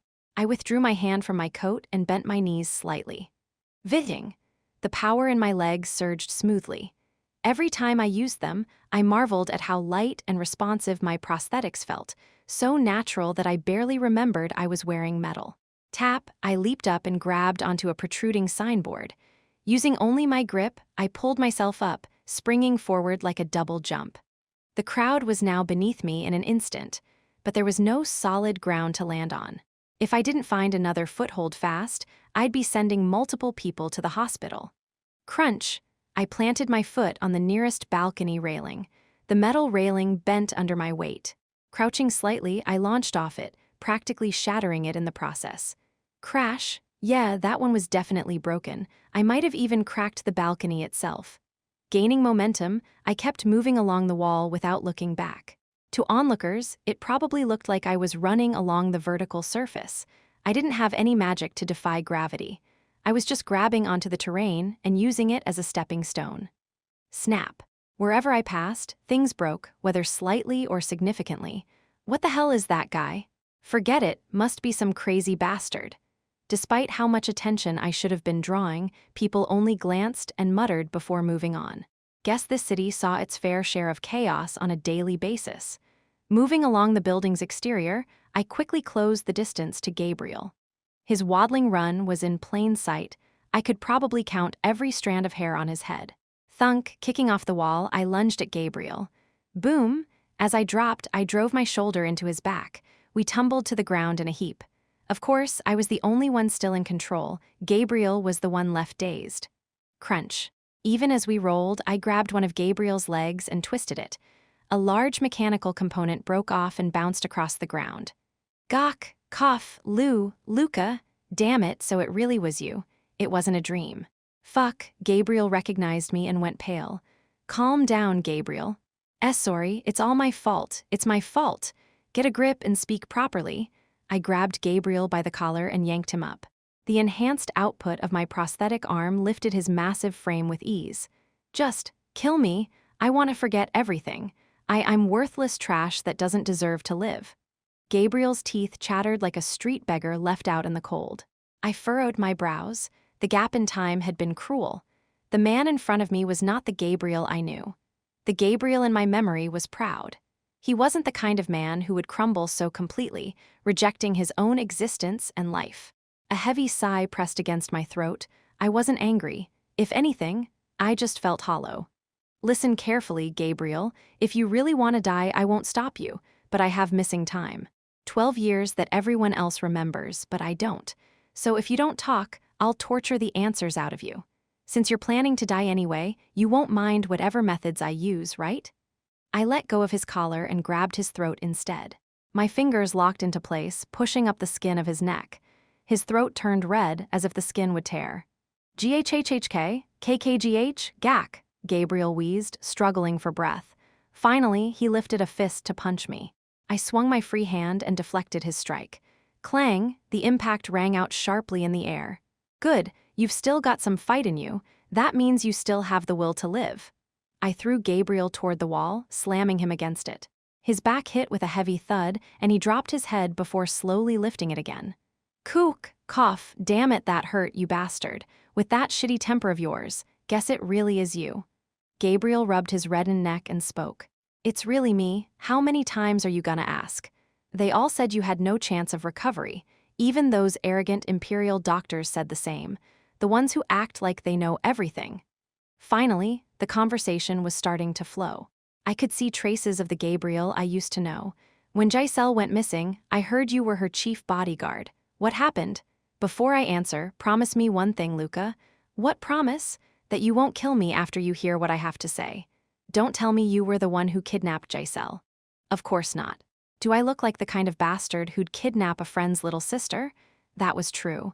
Gabriel might be an idiot, but he wasn't an evil man. Then what happened? The day Giselle disappeared, I was with a woman. So I don't remember anything. Were you off duty? Gabriel awkwardly scratched his cheek. If I were, I'd have said so. I was just skipping work. I lifted my head and looked at the sky before covering my face with both hands. I didn't want anyone to see my expression. My emotions burned black. If I followed my instincts, I would have shattered every bone in Gabriel's body into dust. But I knew better. Gabriel was deliberately provoking my aggression. Don't act like a clueless idiot. You can't forgive yourself because of guilt, right? But don't try to resolve that feeling through me. It pisses me off. Giselle had kept Gabriel as her chief bodyguard. That meant he wasn't the type to be so recklessly irresponsible. If Gabriel had been out despite not being off duty, that meant he had fallen into a trap. Gabriel, listen carefully. Do you remember the woman you were with that day? As soon as Giselle went missing, I knew something was wrong, so I went looking for her. I realized I'd fallen into a trap, too. Just as I had sensed earlier, Gabriel had grown. He was recognizing the situation with deeper, more analytical thinking. How did you meet her? Start from there. Giselle often took business trips to Border City, and since I always accompanied her, I ended up meeting a woman here. Eventually, she confessed that she was raising a kid alone. You know, I'm not the kind of guy who cares about that, right? I told her it was fine. Over time, I started interacting with the kid too, like a foster father of sorts. I narrowed my eyes. As new information came in, my thoughts accelerated, and the pieces of the story began to align. Gabriel is too sentimental. His inability to separate work from personal feelings was both his greatest strength and his greatest weakness. Luka, Gabriel, who had been speaking coherently until now, suddenly started trembling again. He crossed his arms and clawed at his own neck so violently that his skin was on the verge of peeling off. Trauma, post-traumatic stress was eating him alive. The reason he had buried himself in drug dens wasn't just guilt. Enough, we'll talk later. If I forced him to recall more of those memories, his mind might break completely. His reliance on drugs might have been his way of surviving. No, listen, it was for the kid's birthday party, just 30 minutes, that's all. She was so excited I couldn't say no, I just wanted to give her a present and leave. I wasn't planning to drink. Gabriel trembled violently and clutched my arm. His tearful eyes met mine. They're all dead. My subordinates, my woman. Cheyenne and the kid. Lunia the girl, she's dead too. She was still so young. This was as far as he could go. His guilt toward me was nothing compared to the real trauma buried inside him. I raised my hand and pressed against his chin, then delivered a short, sharp strike. His brain would jolt, cutting his consciousness. Thud. Gabriel slumped forward, still gripping my arm. Chapter 172. Right now, I was in a private clinic that Jaffa had introduced me to. From what I heard, the doctor specialized in trauma treatment. I repeatedly tossed my dagger into the air and caught it. It was a game I had enjoyed since my cadet days. It was good for killing time and, at the same time, stimulating my combat nervous system. Faster, higher. My hand moved quicker, almost as if I were performing a trick. The dagger's tip dropped toward the center of my forehead. Crying, I caught the blade between my fingers, stopping it. Foolish Gabriel. Sitting on a bench in the hallway, I stared at the hospital room door. Gabriel was inside. Gabriel was suffering from severe trauma. In addition to drug addiction treatment, he also needed complex psychological therapy. I could ignore his trauma and just ask about Giselle's disappearance. But then Gabriel's mind would shatter as well. Click. Spinning the dagger between my fingers, I continued my thoughts. The dagger danced over my hand. I know Gabriel. He must have done his best within his abilities. He just wasn't capable enough. Even if you try your hardest, some things are simply impossible. A human can't fly just by flailing their arms, but just because I understood that, it didn't mean my anger disappeared. If anything, my rage, left without a target, churned inside me even more. Kaiing, the dagger, gaining speed, spun in all directions, drawing arcs in the air and displaying its sharp, piercing nature. A savage dance of the blade. Kit, the spinning dagger slipped from my fingers and flew away, grazing my cheek as it passed. Drip. I wiped the blood trickling down my cheek with my sleeve. Looking up, I saw the dagger embedded in the ceiling, trembling slightly. Anyone will do as long as I can fight. I wished someone would pick a fight with me. At this point, if the mastermind behind Giselle's abduction sent an assassin after me, I would have no complaints. I was more than willing to unleash every ounce of the violence I had mastered upon them. Creak, the hospital room door opened. The patient's condition has stabilized. A man with a relaxed demeanor stepped out. He wore a loose, oversized white coat that draped over him like it was slipping off. His dark skin made the contrast with the white coat even more pronounced. His presence felt more like that of a religious figure than a doctor. A Choritan, Gabriel's new physician, was from the Holy Chorite Alliance. A fragment of my childhood flashed through my mind. I dug through my memories. It was a Choritan forward base. No, more like a pioneer village. My fellow cadets and I raided the place. There had been a Force user there. He could have killed me, but in the end, he held back. It wasn't a pleasant memory. My insides were already a mess from anger, and revisiting the emotions of that time only made it worse. I felt like I was going to lose my mind. My pupils trembled, making my vision blur. The biosignals from my brain became unstable, causing my prosthetics to twitch. Misinterpreting the signals, my cybernetic implants repeatedly increased and decreased their output on their own. Annoying. Ironically, my anger toward Gabriel subsided. Instead, I was furious at myself for failing to control my emotions. A self-destructive urge to punish myself surged within me. It seems that the patient isn't the only one in need of counseling. If you stick your nose where it doesn't belong, you'll be the one needing a hospital bed. I shot the man a glare as I spoke. I had no patience for anyone acting like they understood me. I'm a professional. So what? Do you have mind-reading powers that let you analyze someone's inner thoughts the moment you see them? I don't offer free counseling. So unless you want to pay, I won't say another word. Now that's the best thing I've heard all day, Dr. Gaya. I glanced at the name tag on his coat. His name was Gaya. I've lived twice as long as you. I'd appreciate some respect. That's why I called you doctor. That's an honorific. Gaya shrugged and then held out a form for me to sign as Gabriel's guardian. Mr. Gabriel requires long-term inpatient treatment. If we discharge him now, he'll likely attempt something drastic. No need to sugarcoat it. He'll try to harm himself. Pardon me, but what is your relationship with the patient? I hesitated for a moment, considering my answer. Former, superior. So, an old friend? Don't put words in my mouth. Jaffa's company will cover the medical expenses. Understood. As I stood up, I looked toward Gabriel's hospital room, but I didn't move in that direction. Tell Gabriel that I don't resent him. That should make his treatment easier. Gayan nodded and smiled.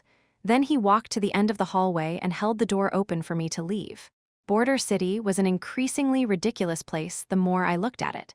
In reality, there was hardly any official law enforcement in Border City. There were police, technically, but their numbers were laughably small compared to the city's scale.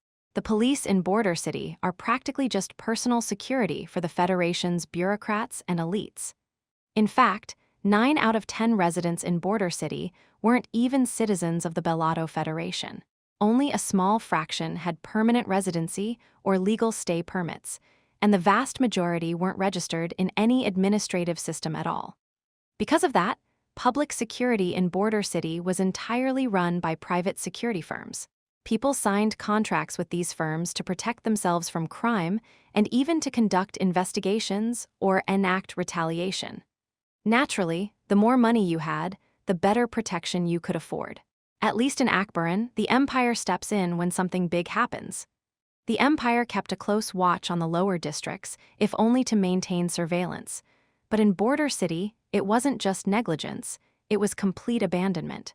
Most of the resident population wasn't registered with the Bellato Federation, meaning the Federation itself essentially treated Border City as a foreign territory.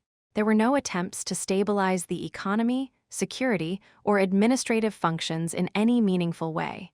This isn't just neglect, it's deliberate enablement. They were allowing all sorts of abnormal incidents to happen unchecked. The unique nature and intended purpose of Border City were blatantly obvious. What a fucking joke. I muttered as I shut off all the holograms. I had been trying to dig up information on the case involving Gabriel's girlfriend's death, but I found nothing. There were at least 7 major private security firms in Border City. If I included the countless smaller companies, keeping track of them all would be exhausting.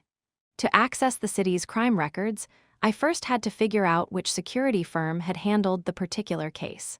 And even then, there was no standardized way to access their databases. Some companies would show their records for the right price, while others demanded all sorts of credentials. Those were the cooperative ones. Some firms outright banned any outside access. Even if I somehow got the necessary permissions and combed through different companies' databases, there was no guarantee I'd find the case I was looking for.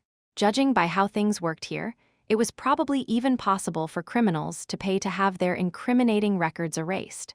This was the natural consequence of a place where the state's administrative power didn't function and where there was no unified system or standard. From my perspective, it was the pinnacle of inefficiency. In Akbaran, a single word from the elite or those in power could flood you with information. But here, even the powerful struggled to find what they were looking for. This city was shrouded in a veil of chaos. I closed my eyes, then opened them again, murmuring the names. Cheyenne Lunia. Gabriel's girlfriend was Cheyenne, and her daughter was Lunia. For someone like Gabriel, who grew up among gangs in the lower districts, to be this shaken, it must have been a horrifying incident. Investigating this case on my own would take a long time. I was an outsider with no real footing in Border City. Once again, I needed someone's help. I knew it. No one survived alone in this world. I had received help from many people during the storm era. Border City would be no different. I went to the person I found most likable at Jaffa's company, Lapis Lazuli, the brilliant engineer who had built my prosthetics. Lapis Lazuli was humming a snake song as she repaired some kind of unknown device. By now, I was familiar with the rhythm. I got straight to the point. An unauthorized network connection? Oh, you mean the deep web? Why all of a sudden? If you're planning to look at something weird. Before Lapis could narrow her eyes at me, I quickly answered. I need to search for something. Oh, I go there sometimes too, but only with an old terminal. Lapis casually grabbed a terminal from a shelf and tossed it to me. I powered up her outdated device. Thankfully, no Jaffa Corporation ads popped up. Instead, as soon as I connected to the unauthorized network, dozens of illegal ads flooded the screen, one after another. The terminal's firewall kicked in, wiping them out. Kying, the overheating terminal let out a sharp whine as it worked in real time to filter out the ads. Among them were hidden programs and viruses disguised as advertisements. On the screen, I saw Lapis's previous search history. Border City's 13 Mysteries, the ghost prosthetic that moves without a brain. Most of the results were urban legends and ghost stories. Apparently, one of Lapis's hobbies. Jaffa Burgers Meat Secret, it's not snake, it's actually. That one caught my curiosity. I clicked on it, only to be met with a paywall. Hey, can I pay for this? Lapis scowled at me. So you're the kind of person who actually spends money on that nonsense. I was joking. Whatever you're looking for, most of this is just gossip and trash information. For something like that, you sure spent a lot of time reading it. It's entertaining. Sometimes you even find rare bits of information, like the legendary mercenary Mushir al-Kashira, the one-man army. Everyone thought he was just a myth, but he turned out to be real. Mushir al-Kashira? You can look that up yourself later. It's easy to find. What exactly are you trying to search for? If you keep hesitating, that terminal's gonna fry. I agreed. From the way the terminal was overheating, it looked ready to start smoking. Lapis hooked her tools onto her belt and stepped closer. She shifted the holographic interface toward herself, waiting for my instructions. Filter out cases where a mother and daughter were murdered together. The more brutal, the better. I'm sure there are people who collect only the most horrific cases. Lapis flinched, then shot me a look full of disgust. I hurriedly clarified. It's for an investigation, damn it. I'm just a perfectly normal, sexually healthy human male. I'm not into aliens, I'm not into guys. I only like human women of the same species. All right, don't get so worked up. Anyway, I've connected to the most well-known snuff site. I'll set up a filter. The case happened 7 years ago. Narrow the time frame around that. Oh, searching requires a paid subscription. And for the record, it's ridiculously expensive. I've got plenty of money. I handed her a credit chip. Beep. As soon as I swiped it through the terminal, the balance on the chip dropped significantly. Just so you know, most of the shocking photos and videos on these sites are fake. A lot of people waste money on this junk. This is, yeah, you take it from here. Lappies averted her gaze and shut her eyes tightly. I started going through the photos and videos uploaded 7 years ago. Thanks to the paid access, at least there were no ads cluttering the screen. It was tedious work. Countless gruesome images and videos flooded in. Then one single photo caught my attention. A mother and daughter dead. The woman's abdomen had been cut open and spread wide, and inside, the child's head was placed neatly, staring out. Their faces weren't fully visible, but I knew instinctively. This was Cheyenne and Lunia. The cycle of birth and death, Ouroboros. The uploader had even given it a title, as if it were some kind of artwork. Pathetic bullshit. I checked to see if the person who uploaded this was still active. Another paywall. Without hesitation, I swiped the credit chip again. Beep. Just then, my terminal buzzed with an incoming call from Jaffa. Luka. This was a necessary expense. I'll take care of a few errands later, so just let it slide. I spoke briefly and ended the call. I wasn't completely devoid of conscience. I was starting to feel guilty about constantly making Jaffa cover my costs. Border City required far more money than I had anticipated. This bastard is still posting regularly. The uploads ranged from every 1 to 2 weeks to as long as a year apart. It seemed the uploader fancied themselves an artist, pretending that murder had some kind of aesthetic. On top of that, they always damaged or obscured the victims' faces, making identification difficult. I stared at the posts and photos the uploader had shared. I didn't even blink, only my pupils moved, scanning each image with an inorganic focus. It had been a while since I felt like this, analyzing an extremely limited set of clues and information to arrive at the answer. As twisted as it was to admit, I found this kind of challenge enjoyable. Drip. A warm trickle of blood ran down from my nose. My brain was overheating. Judging by the patterns of the wounds, they're left-handed, and based on the timestamps of the uploads, the frequency of the murders, and the angle of the photos. I wiped my nosebleed and blinked. Then, I reviewed the images in chronological order. At a glance, the varying camera heights didn't seem to mean anything, but when I compared them across the years, I noticed a gradual upward shift in perspective. They've physically grown over the past few years. They've gotten taller. That was one solid clue confirmed. From here, the rest of the deductions wouldn't be difficult. Chapter 173. I practically lived in Lappies' maintenance room for an entire day. This place was filled with unused monitors, terminals, and computers. DRK. I pulled together a bunch of monitors with tangled wires onto one table. When compiling data for long periods, physical display monitors were better than holograms. I output all the data I had gathered last night onto multiple monitors. The only thing left was to review and compare it repeatedly. For the past few years, the murderer had consistently posted crime scene photos.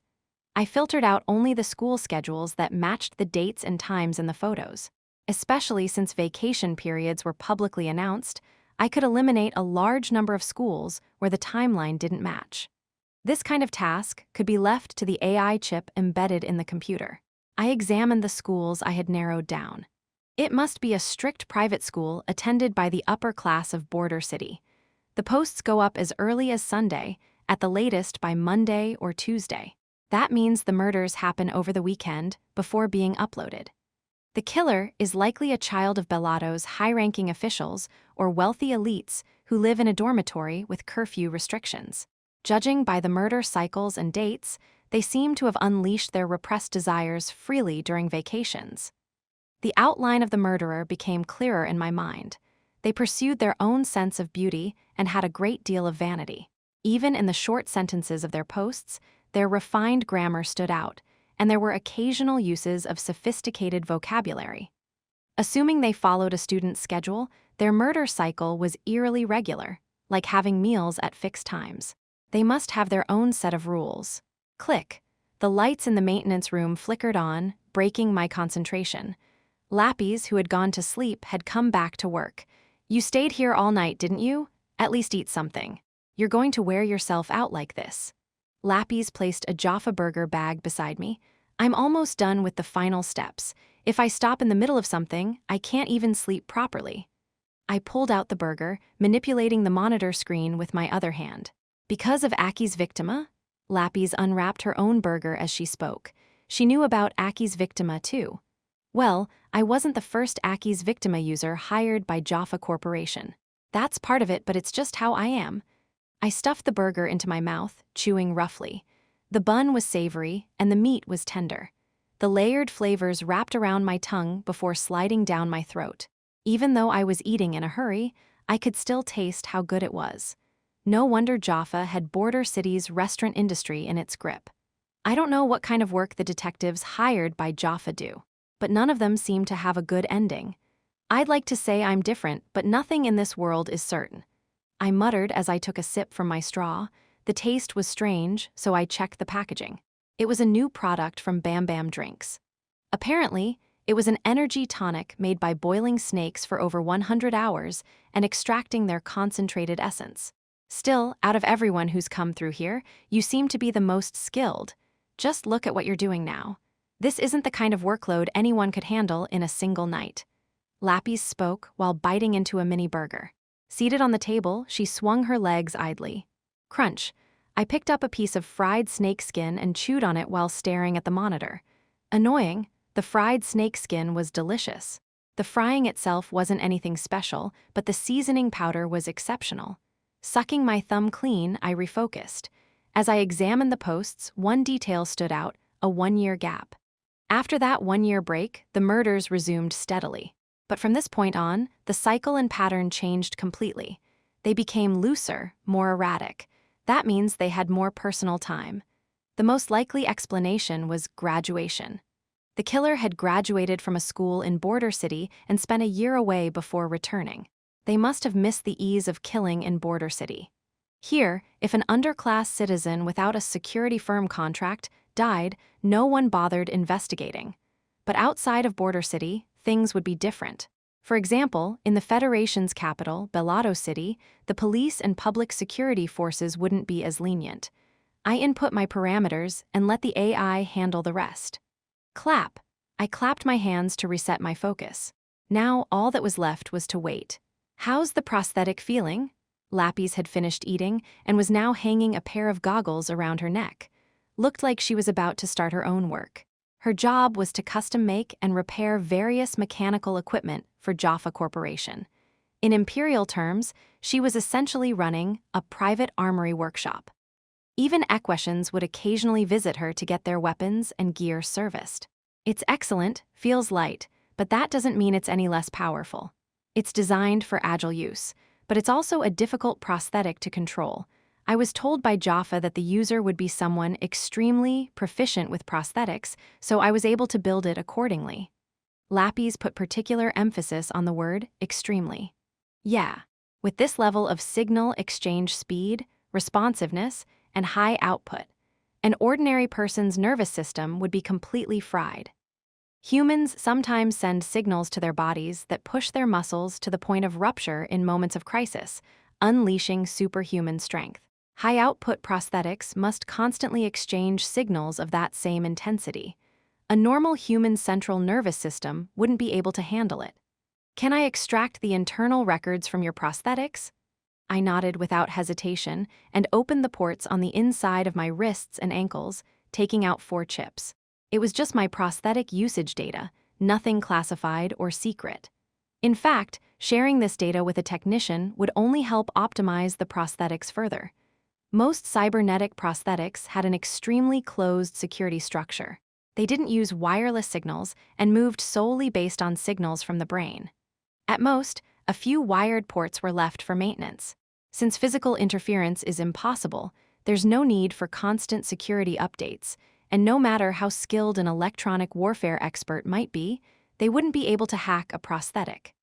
As I pondered this, Lapis was already analyzing my prosthetic records in a holographic display. From my perspective, all I could see were fluctuating numbers and chaotic graphs that made no sense to me. You really are impressive. Your output control is as smooth as if you've been using this for years. And your signal fluctuation graph. It's fascinating. Before you even consciously increase output, the signals are already strengthening and you're utilizing a wider bandwidth. That makes your sudden bursts of power much smoother, reducing the strain on both your nervous system and the prosthetic.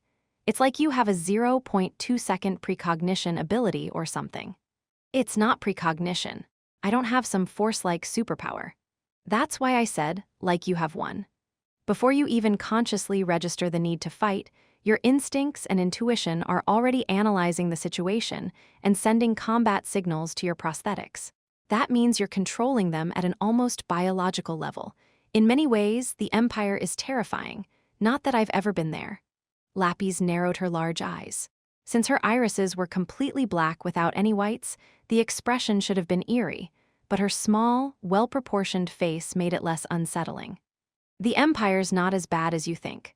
If you're well off in Border City, you'd be fine there too. My twisted sense of patriotism slipped out. I couldn't help it. My birthplace and upbringing had shaped me. For someone like Luka to have this level of prosthetic adaptability at your age, that means your limbs must have been removed and replaced with machines from an early stage of development. And then, to go even further, abandoning a perfectly functional body to replace everything with full-body prosthetics. Even though Lapis was a prosthetic engineer herself, she still showed clear discomfort toward full-body prosthetics. That was the typical stance outside of the Empire. It's just a difference in perspective. Someday, the Empire will pay the price of carelessly discarding its natural flesh. It's already paying. No one understands better than the Empire how full-body prosthetics destroy the mind. I twisted my lips into a smile. I knew the Empire's nobles well. Noblemen who underwent full-body prosthetic procedures lived twice as long as a normal human lifespan. But they lacked vitality.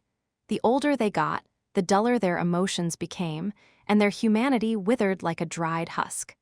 I had seen firsthand the lengths they went to in order to maintain their sense of humanity and emotion.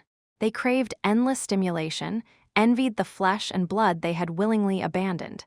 Even those who seemed perfectly composed displayed an obsessive fixation on their lost humanity. In short, they became twisted. Do you ever regret it? Even if I could go back, I'd make the same choice. If I didn't have power, I would have been just another corpse rotting in some back alley. Flesh, blood, a natural body, none of that matters. Once you're dead, that's it.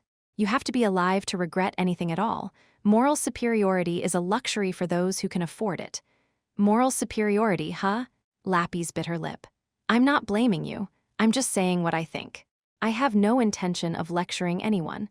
I'm in no position to do that. I haven't exactly lived a righteous life.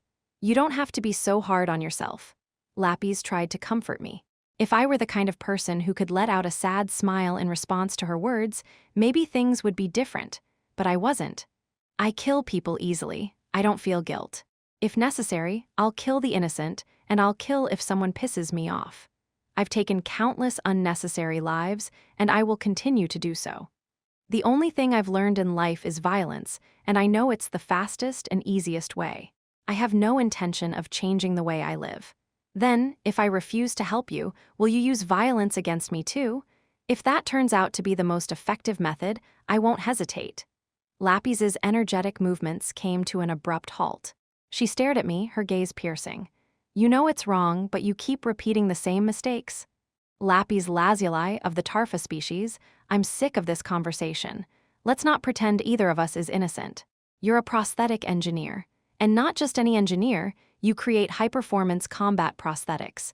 That makes you a weapons manufacturer. These prosthetics can tear a person apart with bare hands.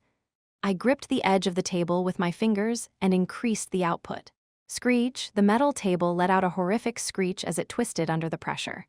I stood up. Right on cue, The AI finished compiling the data. I'll keep killing while pretending to have a conscience, so you can sleep easy pretending the machines you build aren't used to take lives. That's how you survive in this world. On the monitor, the personal details of a young man who had just reached adulthood appeared. I focused on it. You should get to work, Luka. We can talk later. Lappies watched me with a gloomy expression. Yeah, I'll take the prosthetics you made and go kill the bastard on this screen. Well, at least this time, he actually deserves to die. I pulled the chip from the system and slipped it into my pocket. The monitor powered down. I could feel Lappies' gaze on my back. She kept staring until I walked out of the maintenance room. I raised my hand slightly in farewell. Thud, the door closed. I shut my eyes, then opened them again. Damn it. Fucking hell, Luka. You did it again. A wave of self-loathing hit me. Did I really have to say it like that? Where the hell did my barely learned social skills go? Ever since waking up in Border City, my personality had gotten even nastier. Maybe it was because I had no superior to keep me in check anymore. And beyond that, a constant, sticky fog of anxiety, impatience, and depression clung to me like a shadow. But even without that, fuck, I don't even know what I'm trying to say. To be honest, I hate people who pretend to be good. No, I don't even mind people who are actually good. It's just that standing next to someone genuinely kind makes me feel even more like a piece of shit. I wish the whole damn world was full of selfish, evil bastards. A place where everyone was scum who deserved to die would be my paradise. That way, I could justify my ugly craving for violence. It would have been easier if Lappies had just tried to use me. But instead, she showed concern, acting like she actually cared, and that was what made me uncomfortable. I really am a fucked up person. Step, my pace quickened. I wanted to kill someone. And the filthier the bastard, the better. Someone so vile that even their own mother would agree to their execution. That would be perfect. Chapter 174. Splash. I immersed myself in the bathtub, letting my body relax. My prosthetic limbs, now submerged, felt sluggish. For prosthetic users, bathing was not recommended. Every manufacturer included a disclaimer in their manuals stating they could not guarantee performance when exposed to water. Not that many people actually read those manuals. Machines were vulnerable to water. In the lower districts, it was common to find people who didn't even shower, let alone take baths. For them, wiping their bodies with a damp cloth was considered bathing. Fortunately, I didn't have to live in such unhygienic conditions. My prosthetics were custom-made and brand new, meaning they were likely thoroughly waterproofed. Soaking in a tub for 20 minutes wouldn't cause them to break down. And even if they did malfunction, there was someone in the same building who could fix them. If I run into the killer, there might be a fight. I need to recover my nervous system's fatigue before I go. I closed my eyes loosely, quickly relieving the exhaustion from the previous night. As soon as I shut them, my eyelids trembled slightly. When I opened my eyes again, 20 minutes had passed in an instant. Wisps of warm steam still rose from the bath's surface. This was enough rest. Stepping out of the tub, I roughly dried myself with a towel.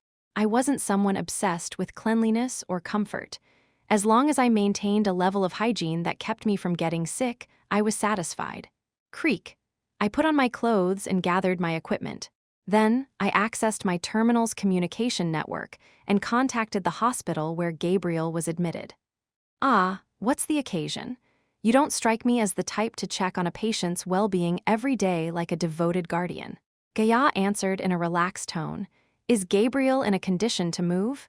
He's stable. Whether he's capable depends on what kind of activity you have in mind. Just transfer the call to him. I have something to say. As his attending physician, I'd like to ask what exactly you plan on telling him. It's something Gabriel will like.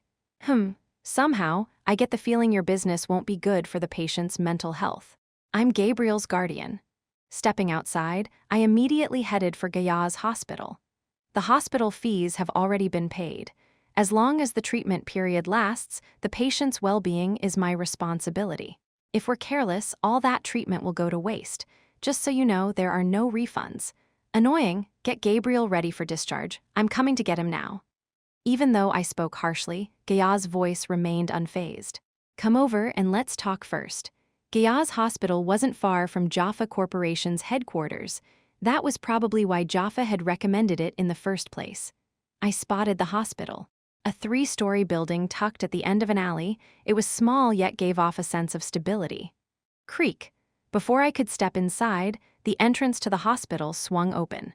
Gaya stood there, dressed in a loose-fitting white coat, looking straight at me. Gabriel is under my care for 4 weeks. No one can interfere during that time, not even his guardian. Don't make me laugh. If you want to stop me, why don't you call the police? That is, if the police even exist in this district. I don't want to hurt you. I didn't know you had a sense of humor. I almost laughed just now. If something's funny, you should laugh. Laughter is good for your mental health. Gaya leaned against the doorframe, his bright blue eyes locked onto me. His eyes weren't always that color, they used to be brown. Artificial eye glow. The glow was faint, making it seem like only his pupils were dyed blue. You must have some cheap tricks up your sleeve. I spoke as I reached inside my coat. Running a hospital in Border City without security isn't easy. Gaya stepped forward, subtly positioning himself in front of the entrance. Doctor, you don't know who I am. You'd be better off stepping aside. And you don't know who I am either. At the very least, I know you're no combat expert. Maybe you were something once, but that's in the past. I'm active. Just a few days ago, I killed several people. I slowly walked toward Gaya. The pale blue light lingering in his pupils intensified. Now it looked like a true eye glow. Force was closely tied to arcane civilization, and the Holy Korite Alliance was the group most deeply involved with arcane civilization. Yet, even within Korite society, Force users were extremely rare.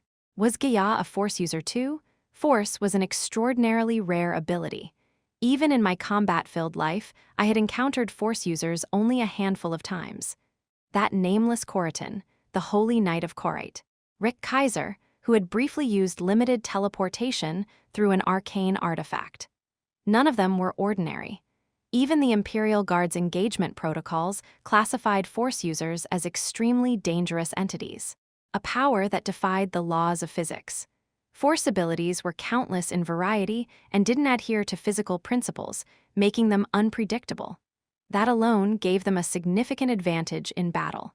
For thousands of years, one principle had remained constant in human warfare: know your enemy to secure victory.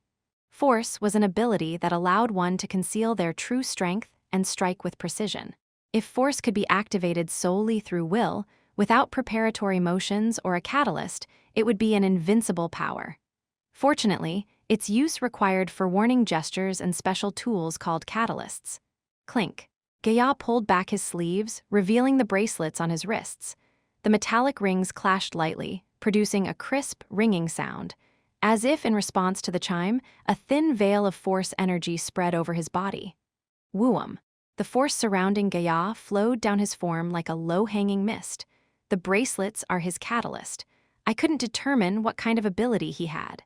The Force aura enveloping his body remained ambiguous. Still, my instincts flared, a red alert level of vigilance surging through me.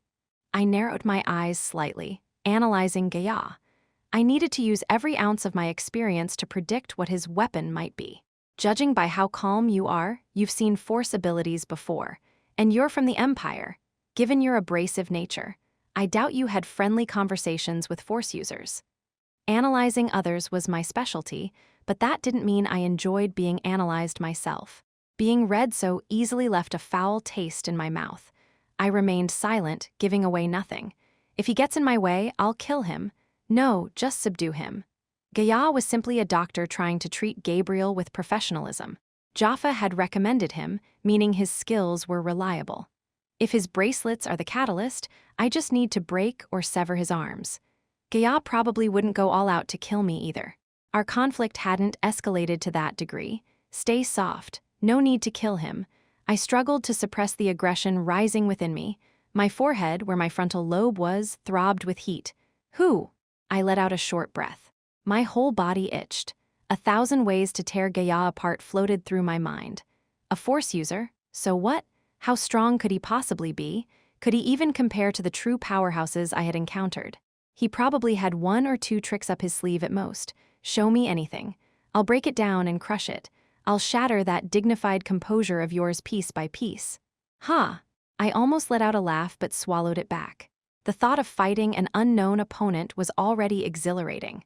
Every nerve in my combat system stood on end, craving stimulation. Come at me. Anything will do. I just hope you're strong enough to take at least one of my limbs. I know the thrill of breaking a strong opponent. Clang! Gaia clashed the bracelets on his wrists once more. The shimmering force, which had flowed like a heat haze, unraveled into strands before vanishing completely. Gaia had given up on fighting. Hey, what the hell is this? Annoyed at the anticlimax, I snapped at him. Gaia let out a deep sigh before breaking into a smile. You were right. There's no point in showing off petty tricks against the real deal. My power is only useful against third-rate thugs. And you're giving up before even trying? What a pathetic mindset. I kicked an empty can on the ground. I'm not a fighter. More importantly, I have no desire to fight a man who grins like that before a battle. It felt like violence itself had taken human form. I couldn't tell if that was an insult or a compliment. So, what the hell is your force ability? That's a secret. Come inside. Since I can't win with strength, let's talk instead. Sly bastard. Let's call it wisdom. Gaia lowered his sleeves and stepped into the hospital. I massaged my dry throat and followed him inside. The hospital's corridors were orderly, a reflection of Gaia's meticulous nature. The occasional decorations were nothing more than abstract shapes and curves with no apparent meaning. Gabriel's condition is terrible. Multiple worst-case scenarios have overlapped. PTSD, drug addiction, and nervous system overload from excessive cybernetic prosthetic use. Each of these alone is enough to damage his mental health. Gaia said this before stopping in his tracks, looking at me steadily. What? You're probably carrying quite a few of those burdens yourself. Everyone lives with injuries, big or small, whether mental or physical. If you start whining every time you get hurt, there's no end to it. That's true. Pain shouldn't be avoided. A life that completely eliminates suffering is just as destructive as drug addiction. If anything, a certain level of pain is necessary for a healthy life. Gaia lightly flicked a balance scale sitting on a wall shelf.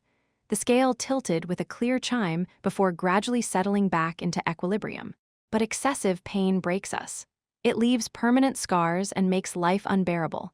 That's where Gabriel is right now. His suffering has exceeded his capacity for resilience. He can't get up on his own anymore. That's what people like me are here to treat.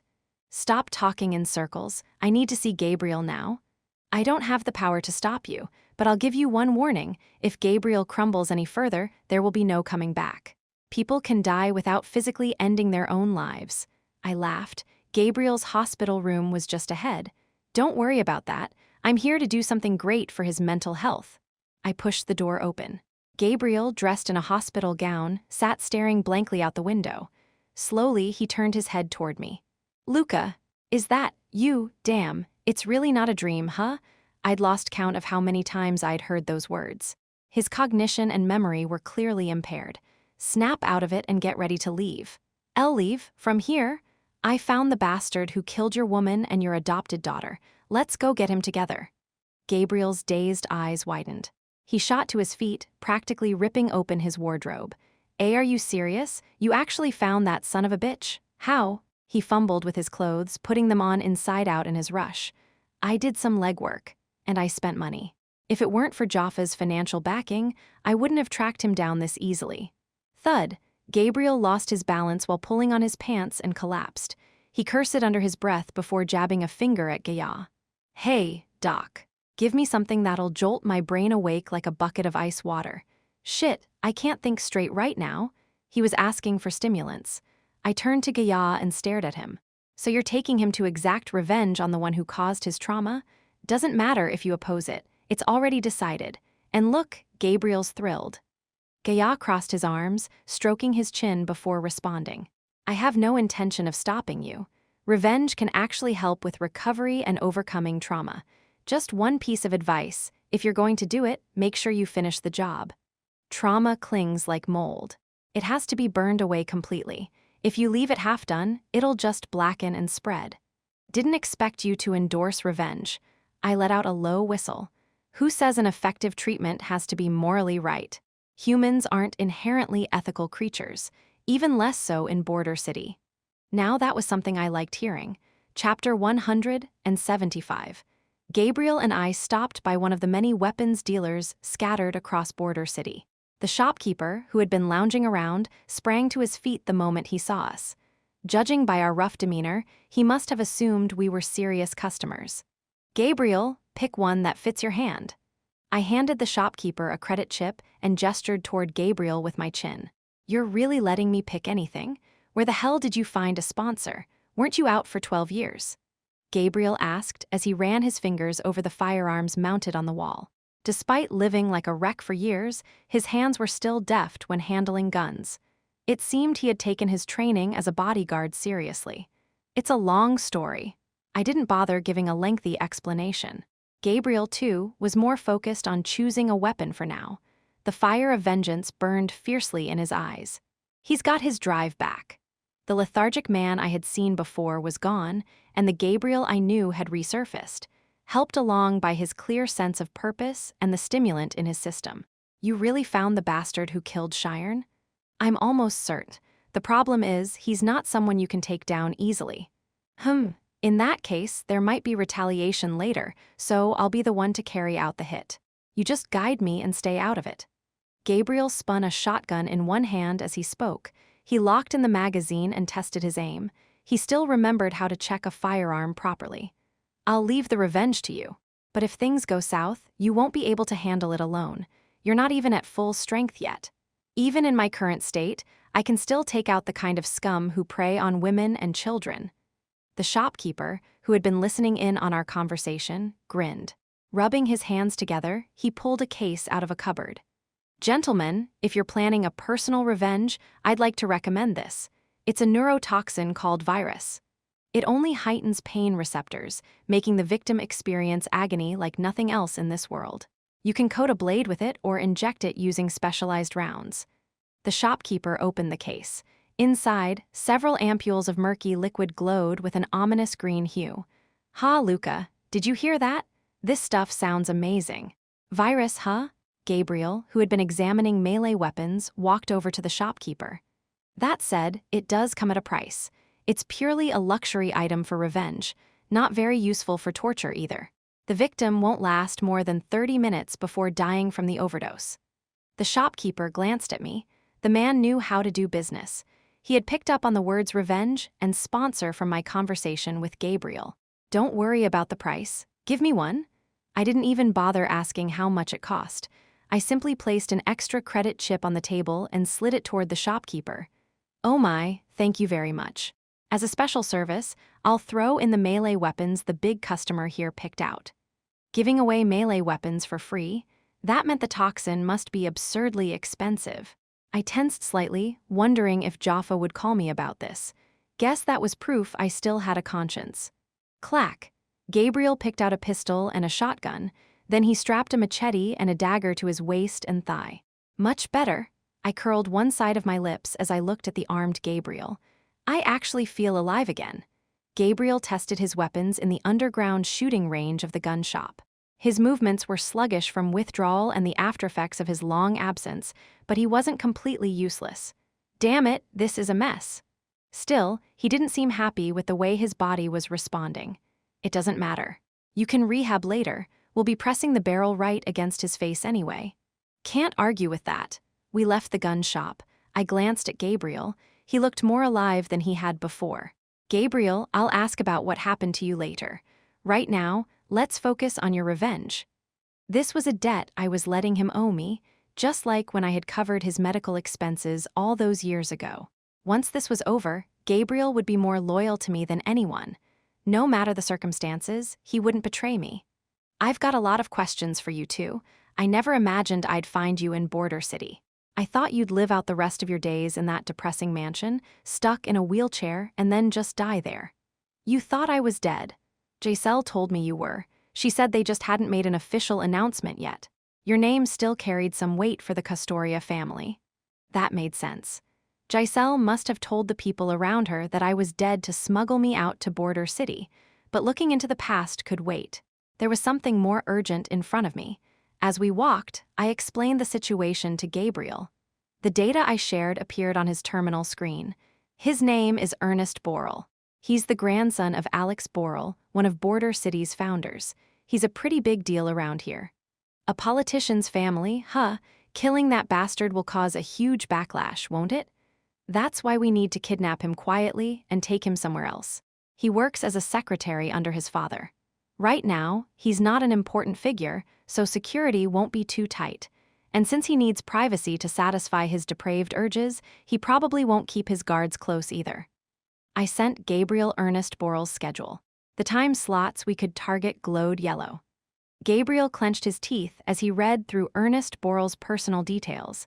Then his expression twisted into something sorrowful, and his eyes welled up slightly. Luka, why does someone born into a good family end up doing things like this? That bastard doesn't need to kill to survive. Why? Why does he kill people, and weaker ones at that? Does he get pleasure from it? What's so enjoyable about murder? People aren't supposed to do this. I don't understand. Gabriel's voice wavered toward the end. I stayed silent, neither agreeing nor disagreeing. Because I do understand Ernest Boral. He can't feel excitement or joy from anything other than murder. It's the only thing that makes him feel alive, and to prove his existence, he keeps on killing. If someone like that were a soldier, a mercenary, or a warrior, it wouldn't be as much of a problem. In certain professions, that kind of trait can even be an asset, but an ordinary civilian shouldn't possess that kind of nature. Gabriel and I observed Ernest Boral's residence from an alleyway. It was a building where border cities' bureaucrats lived in clusters. The reason for that was likely security. In fact, the area was incredibly well patrolled. Instead of private security, actual Bellato Federation police officers were making their rounds. Their equipment was top-tier, full-body combat suits and heavy firearms. Luka, are you sure he'll come out if we wait here? Phew. Gabriel inserted a prescribed ampule into a syringe and injected it into his neck. Only then did he seem to perk up, grinning slightly. Based on his murder cycle, he should be out hunting for a victim around this time. He'll be moving alone tonight. And once this job is done, you're cutting off all substances, no drugs, no alcohol. Rehab comes first. I know, I'll do it, but for now, I don't have a choice. I narrowed my eyes at him for a moment before shifting my gaze away. No matter how corrupt the upper class and high-ranking officials of a nation may be, they don't openly tolerate thrill killing. Ernest Boral's serial murders were anything but justifiable. If exposed, they could even end his family's political career. That meant he would have to hunt alone, wandering the streets in search of prey. We kept repositioning ourselves, waiting for Ernest Boral to emerge. By dusk, a man in workout clothes stepped out of the building. His hood was pulled low over his face, obscuring his features, but I recognized him instantly. His physique and walking habits were enough. Ernest Boral exchanged casual greetings with the building's security and passing patrol officers before jogging off as if he were out for exercise. Gabriel, stick to the plan. What? He's already out. Where? Where is he? Gabriel's hands trembled violently as he clutched his pistol. His face twisted into a strange expression, somewhere between laughter and tears. I frowned. If you try to snipe him with your pathetic skills, you'll lose your only chance for revenge. Okay, I wasn't gonna shoot him, all right? Move quickly. I urged Gabriel forward while keeping my eyes on Ernest Boral. If we hesitated, he would soon disappear into the crowd. Luka, thanks for everything. I mean it. Despite his wavering voice, Gabriel still had enough pride left to struggle through a proper thank you. Without even looking at him, I waved him off. A moment later, Gabriel's presence vanished. Now it begins. I quickened my pace, trailing Ernest Boral. He was a young man just past his teenage years. His frame was slim but not sickly, and his well-proportioned features gave him an air of intelligence. His academic record was excellent, and his reputation among his peers was just as polished. He originally wanted to be an artist. I recalled an interview he had given. He had claimed that witnessing the chaos and social issues of Border City had inspired him to pursue politics instead of art. A typical piece of PR nonsense.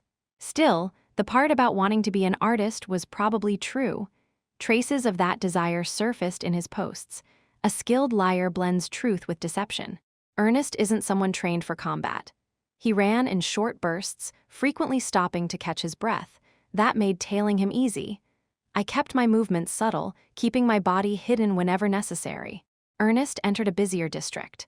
From this point on, the area's security gradually declined. Leaning against a wall, he scanned the passersby with slow, deliberate eyes. He's looking for prey. Ernest's pupils were moving rapidly. If he wanted to satisfy his urges, he had to target the weak. SRRRK. I too approached Ernest.